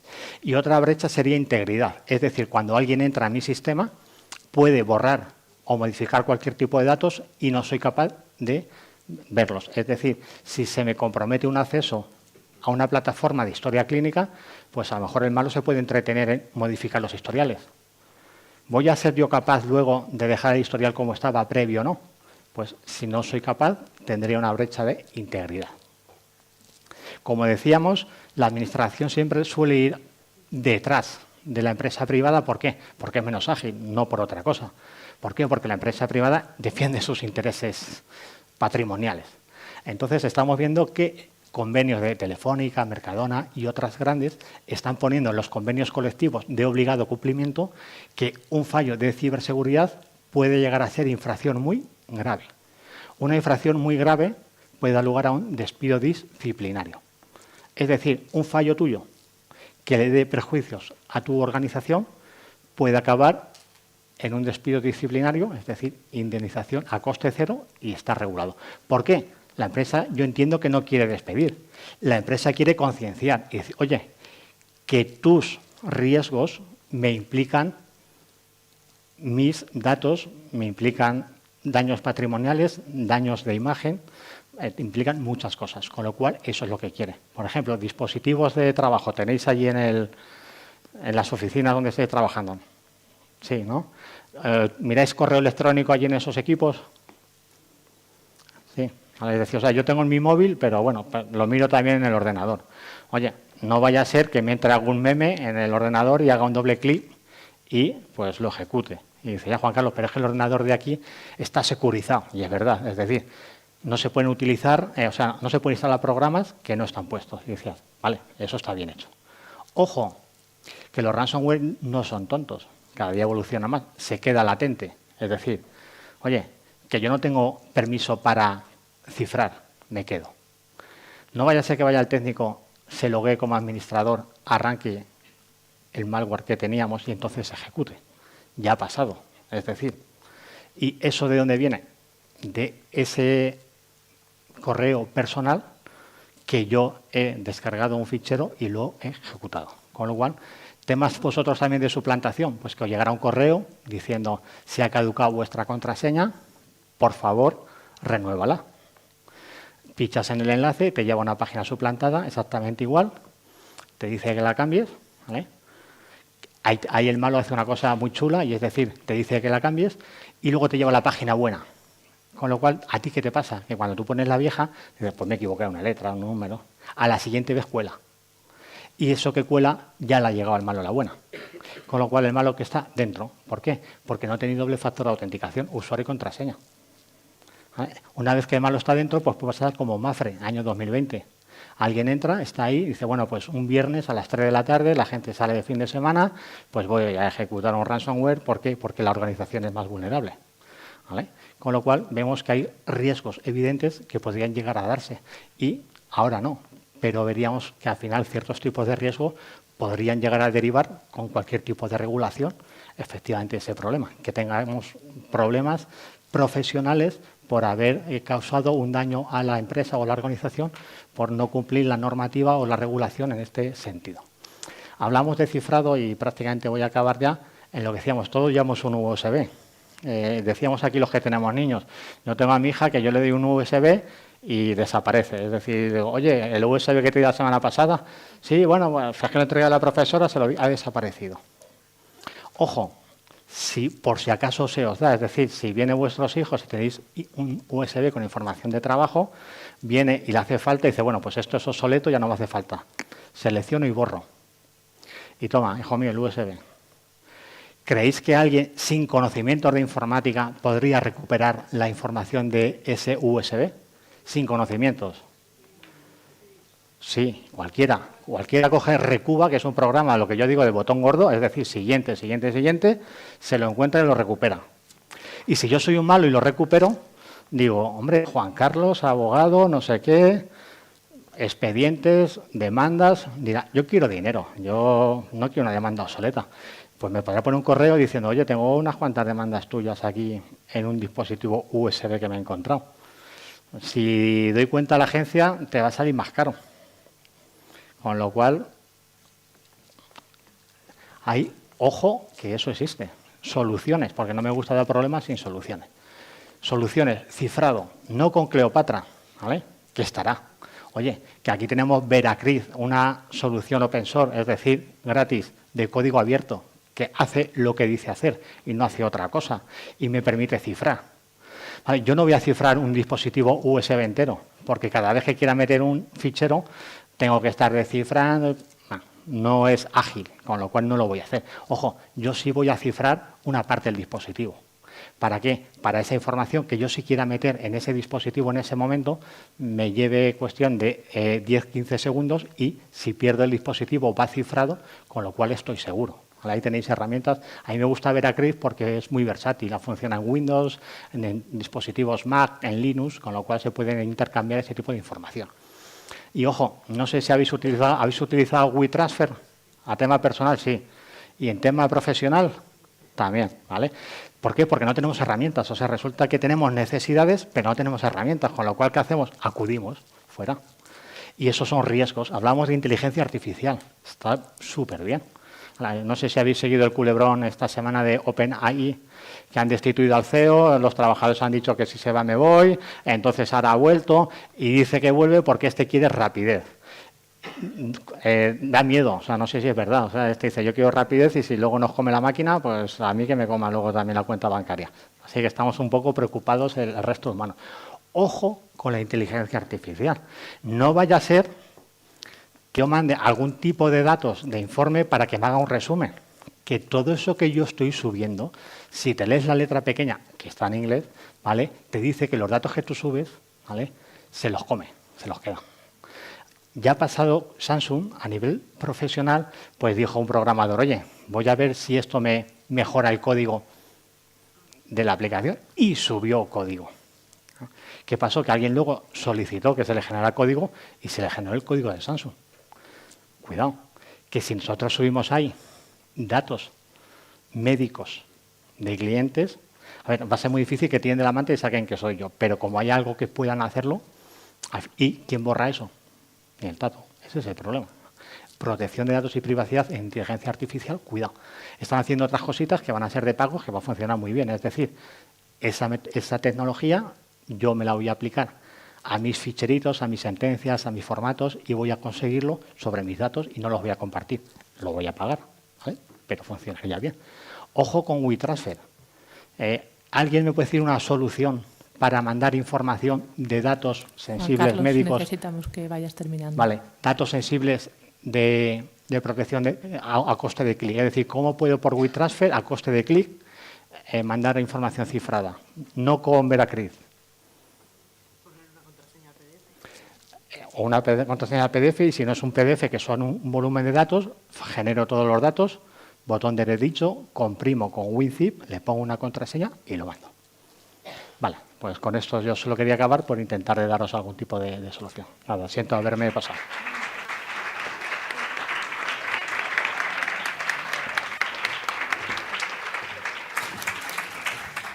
Muchísimas gracias, Juan Carlos. Yo, la verdad es que me encanta oírle.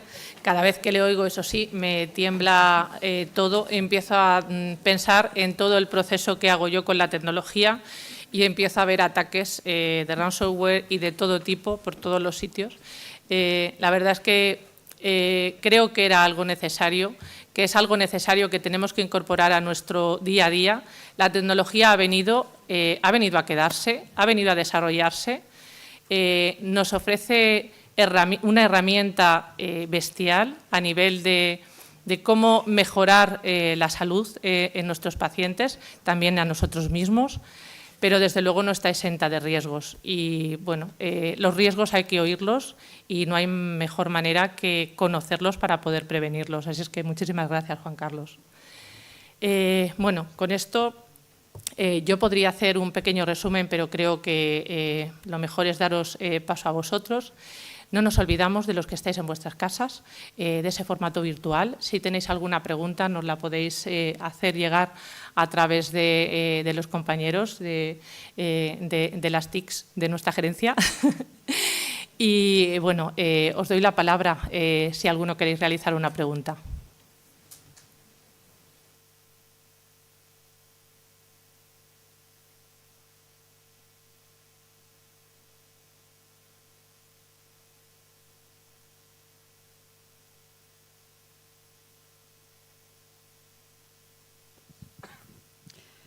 Bueno, lo primero, felicitar a la mesa. Yo estoy feliz. Ya está. Gracias por decirme que sí. Mariluz, 2012. Yo me enteré hace 2 meses, un mes, que hablé contigo, de que esto llevaba desde el 2012. Yo, como enfermera de esta hospitalaria, nunca hubiese pensado, ni en 2012 ni en 2023, que había una enfermera controlando a pacientes a distancia, que había un estudio hecho sobre eso, y que creo que para nosotros en esta hospitalaria sería fundamental poder acceder a esos datos, porque muchas veces llevamos a pacientes al hospital que si pudiésemos acceder a eso, quizás se quedarían en casa. ¿Qué pasa con nuestra visibilidad?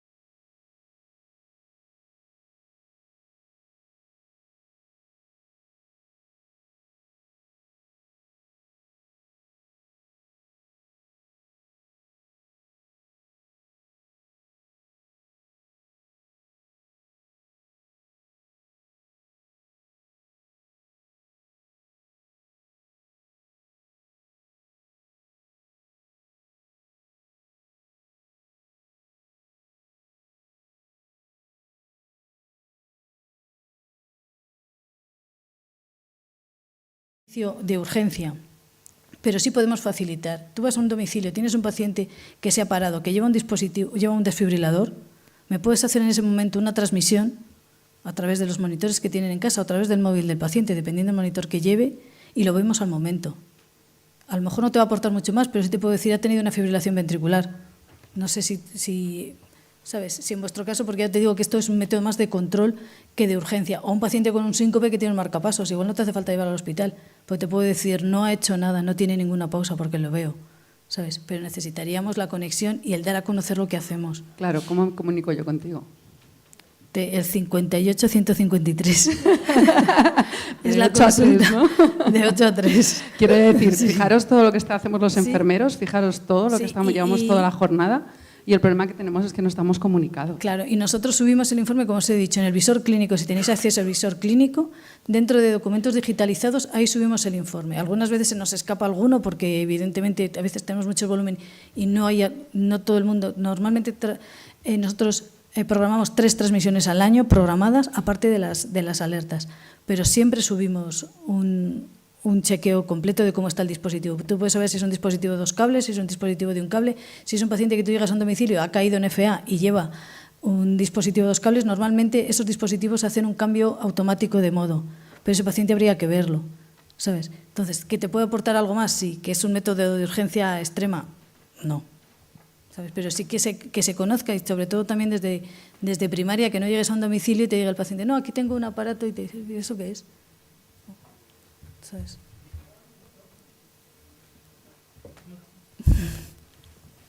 Muchas gracias, Mariluz. ¿Alguna otra pregunta en el auditorio?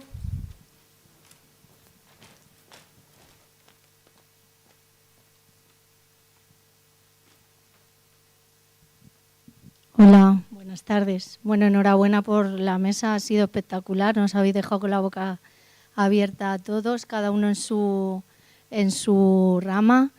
Nada, mi pregunta, pregunta un poco comentario para Cristina. Bueno, Cristina, a mí, a ti, a tu equipo de visibilidad, a mí me encanta este rollo que le habéis dado a nuestra gerencia, la visibilidad que tiene de un tiempo a esta parte es muchísimo más grande de lo que era antes. Creo que debemos ser un referente para los ciudadanos en cuanto a primeros auxilios y hacer educación para la salud, no solo vosotros como trío de visibilidad, sino todos nosotros y apoyaros en nosotros, en que podamos hacer eso, educación para la salud, que al final es un pilar fundamental para la sanidad de una población. Y bueno, que daros mi enhorabuena porque es difícil que nos vean los de amarillo, el 112, y bueno, pues darle un poquito de visibilidad a lo que somos realmente, pues ahora que tenemos el apoyo de las redes sociales creo que es súper importante, y nada, que te apoyes en la gente, porque creo que en este servicio hay mucha gente que se le da muy bien el tema de las redes sociales, y seguro que están encantados de hacer educación para la salud en nuestro ámbito, que es las urgencias y emergencias. Y creo que disminuiría el hecho de llegar a un aviso y ver que un paciente con una parada cardiorrespiratoria nadie le ha hecho nada. Que eso se te cae el alma a los pies. Entonces, bueno, pues enhorabuena, y bueno, si a lo mejor una pregunta ¿cuál es? Creo que me vas a decir que el tiempo que no tenéis, pero ¿qué dificultades encontráis a la hora de dar más visibilidad en este camino? Gracias. Nada, muchas gracias a ti por los comentarios.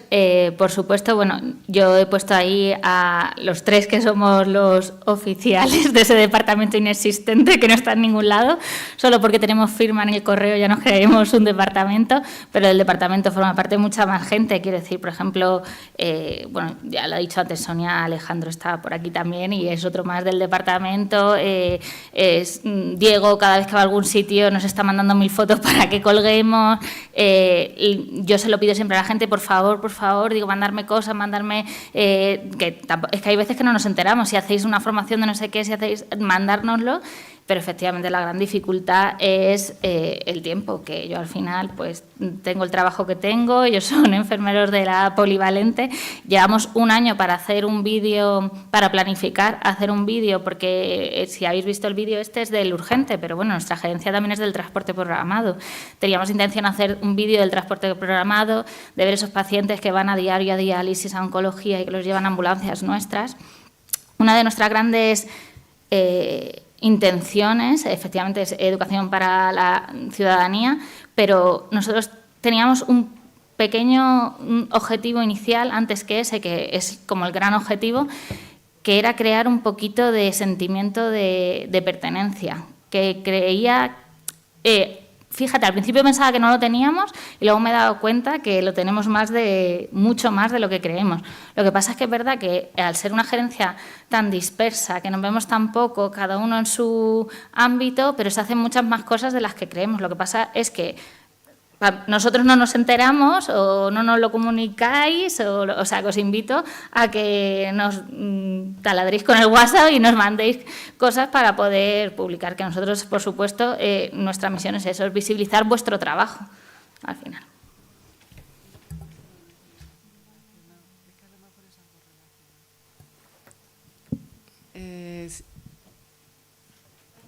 Hola. Le he dicho que te lo dice a ti por si era algo relacionado con eso. Pues eso, ahora me lo... Pues, gracias. Tenemos pendiente una tuya. Es por no perder el hilo. El problema de un departamento que es no existente es que no tiene asignado un presupuesto. Entonces, todo lo que estáis viendo aquí es de ellos. Los cables es de ellos, las cámaras y los controles y las torres son de ellos. Es decir, esto es jugar en una liga pues muy privada, ¿vale? No hay un departamento que nos permita hacer todo esto. ¿Qué pasa? El Servicio de Salud tiene su departamento de comunicaciones y se centra todo ahí. Cuando una parte más particular quiere hacer algo, o se pone a la cola y ya te tocará, porque ellos tienen muchísimo trabajo también, o te tienes que buscar la vida de esta manera. Ahora no vayáis a Estrella a pedirle pasta para comprar una cámara de fotos, porque es que no existe presupuesto para eso, ¿vale? Es que es así, no lo hay. Entonces eso es una debilidad importantísima, ¿vale? Cuando queremos hacer una cosa y tenemos que hacerlo de esta manera, con lo cual tiene mucho más valor, tiene muchísimo más valor, porque no es solo la implicación de los profesionales, a veces se pierde pasta. Ayer estuvieron comprando por Amazon una mesa de mezclas para ponerla para empezar las jornadas. O sea, que imaginaros hasta qué punto, pues por eso quería comentaros.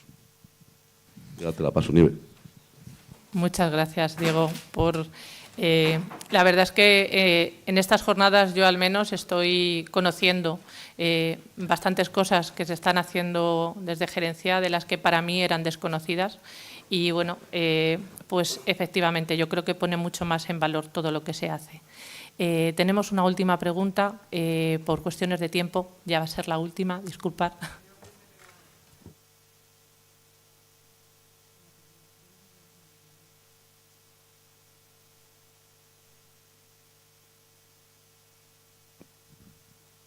Bueno, sí. Bueno, eso, que la mesa, como todas, excelente, me ha encantado. Y mi pregunta es le haría una pregunta a cada uno de vosotros, pero se la voy a hacer a Elena, que bueno, yo te he visto en tu web y en tu blog y me parece maravillosa. Pero la pregunta es, me ha encantado, bueno, la apreciación, me ha encantado el enfoque que has hecho de la presentación, con una claridad de ideas tremenda. A mí me preocupa mucho el tema del profesionalismo y la exposición en redes sociales, hasta el punto que hay veces que me asqueo de ver cosas.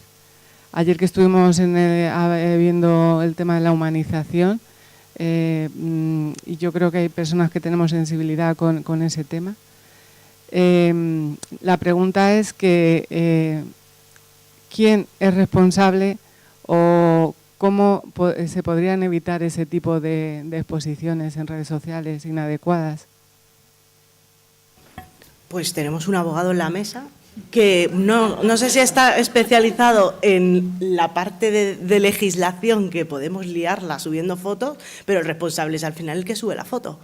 Y yo no soy experta en legislación, pero sí que tengo un listado de artículos que a veces cuelgo y digo, desde la legislación, desde la Constitución a cualquier ley, te recoge la temática de la protección de datos del paciente.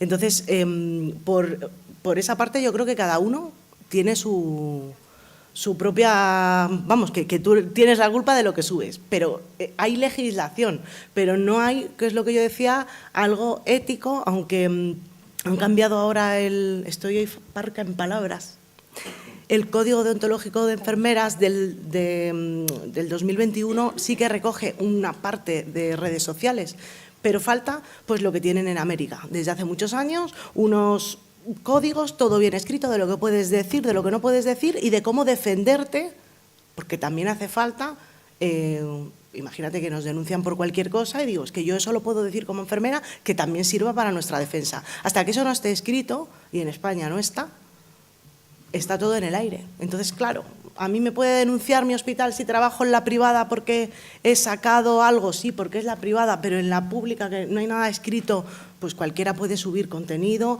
Afortunadamente tenemos compañeros, como habéis visto, que hacen contenido a favor, que mola, como lo que ha contado ella, pero también tenemos gente que hace contenido en contra. Si no hay una sanción, una legislación o algo, o sea, un papel que esté por escrito, está todo en el aire. Yo, si quieres, te puedo puntualizar por alusiones. Sí, está regulado, es decir, aquí hemos hablado de un particular, ya no disciplinariamente, que veríamos si tiene encaje o no, pero cualquier particular que sube contenido a redes sociales queda fuera del ámbito doméstico y es potencialmente sancionable. ¿Por qué? Porque ha hecho un tratamiento de datos sin consentimiento. Es decir, cualquier información que un particular sube de una tercera persona y no tiene conocimiento, esa tercera persona puede denunciar a la Agencia Española de Protección de Datos, iniciará un expediente sancionatorio, verá que hay un tratamiento sin consentimiento y efectivamente acabará en expediente sancionatorio, independientemente de si internamente ha incumplido pues cualquier normativa y sea disciplinariamente sancionado. Pero sin que exista eso, que sí va a existir en el funcionario público, seguro, la Ley de Protección de Datos nos afecta a cualquier particular ciudadano de la Unión Europea. Es como cuando nos graban a nosotros.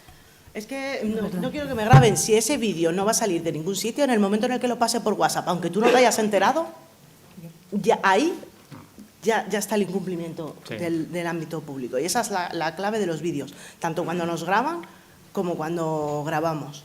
Entonces, al final, cada uno se busca sus historias e intenta hacerlo lo mejor posible, pero es que al final errores podemos cometer todos.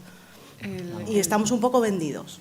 Vale, yo quiero aportar una cosa en esto. Mi padre falleció en un accidente de tráfico. ¿Es necesario en las noticias del telediario que saquen, vosotros que os dedicáis a la urgencia, el fallecido en el suelo con la matrícula del coche, etcétera? Porque es muy doloroso. Es muy doloroso para los familiares.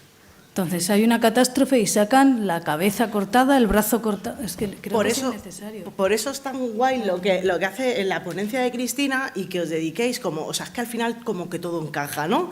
Que tú te estés ofreciendo para generar contenido es genial porque normalmente lo generamos de manera individual y que se cree de manera cohesionada para vosotros es genial. Y además generar contenido, como habéis dicho, de primeros auxilios. Es que hay emergencias, servicios de emergencias que cuentan eso, ya no el telediario. El fallecido, tal. No. Es que, ¿para qué quiero yo no voy a decir nombres, pero ¿para qué quiero yo saber que ha habido hoy un incendio en no sé dónde? A mí, pues, me interesaría que esa gente de ese servicio de emergencias hiciera lo que estaba pidiendo la compañera, lo que estaba diciendo la compañera. Vamos a crear. Ahora, claro, el tiempo, el dinero. Eso con respecto al paciente, que es muy importante, pero también con respecto al profesionalismo, la imagen y tal. Yo que ver a alguien con mi uniforme contando chistes que son inadecuados, creo que es un menoscabo de nuestra credibilidad. Sinceramente, no me gusta. Entonces, hay que empezar desde niños, independientemente de asociarlo a enfermería. O sea, que si le das un móvil a un niño desde pequeño, que es lo que hacemos ahora, ya es un peligro y hay que empezar a educar desde el colegio y luego ya pasar a la universidad. Y en la parte de ética de la universidad, si siguen dando esa asignatura, por lo menos donde yo estudié daba, incluir esto. Porque ya no es la ética solo esas dudas que nos pueden surgir en la práctica asistencial, es que esto ya se sale a redes sociales y a ChatGPT. Habrá gente ahora con el ChatGPT de pago subiendo lo que ha dicho él, lo habrá hecho más de uno, subiendo PDFs de su trabajo, ahí, y falta formación. Entonces hay que incluirla tanto en la universidad como en los centros sanitarios y ir repitiéndola igual que repites un curso de RCP. Es la única solución, enseñar y educar. Muchísimas gracias, Elena. Bueno, yo lo primero es darle las gracias a las 4 personas que me han acompañado en la mesa. Yo creo que ha sido un ejemplo maravilloso del contexto de salud digital y de toda la aplicación. Cristina nos ha puesto en contexto con esta nueva paradigma de la medicina, con la 5P, esa medicina preventiva y predictiva, que de alguna manera Mariluz nos ha demostrado cómo el uso de la tecnología nos permite predecir una insuficiencia cardíaca y prevenir complicaciones en el paciente. A Elena le agradezco enormemente esa reflexión que nos ha mandado de no es que seamos buenos profesionales o malos, es que además tenemos que visibilizar nuestra profesión con orgullo y realmente mandar el mensaje de lo que hacemos, no solamente de la sonrisa, de lo bien que nos lo pasamos, sino también de lo que hacemos y poner en valor nuestro trabajo. Y claro, todo esto de las redes sociales, el cambio en la educación para la salud que esto ha supuesto, sin duda es una gran herramienta la tecnología, no exenta de riesgos. Muchas gracias, Juan Carlos, por habernos puesto en ese contexto de que la seguridad forma parte de todos. Y agradecer a todos los que habéis estado presentes, también a los virtuales que están al otro lado. Espero que haya sido amena la mesa. Y antes de iros, necesitamos un selfie con todos vosotros. Si alguien no quiere salir, que ahora ya me da miedo todo, que se esconda, por favor. Y si nos encendéis las luces... ¿Os ponéis vosotras por ahí también? Vamos para abajo.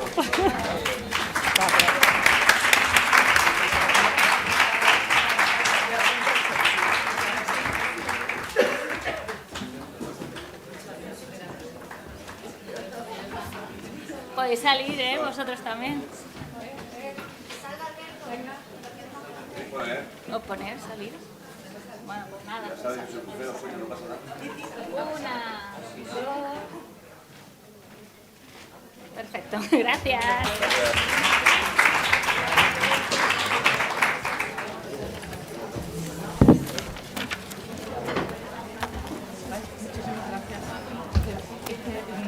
No sabía si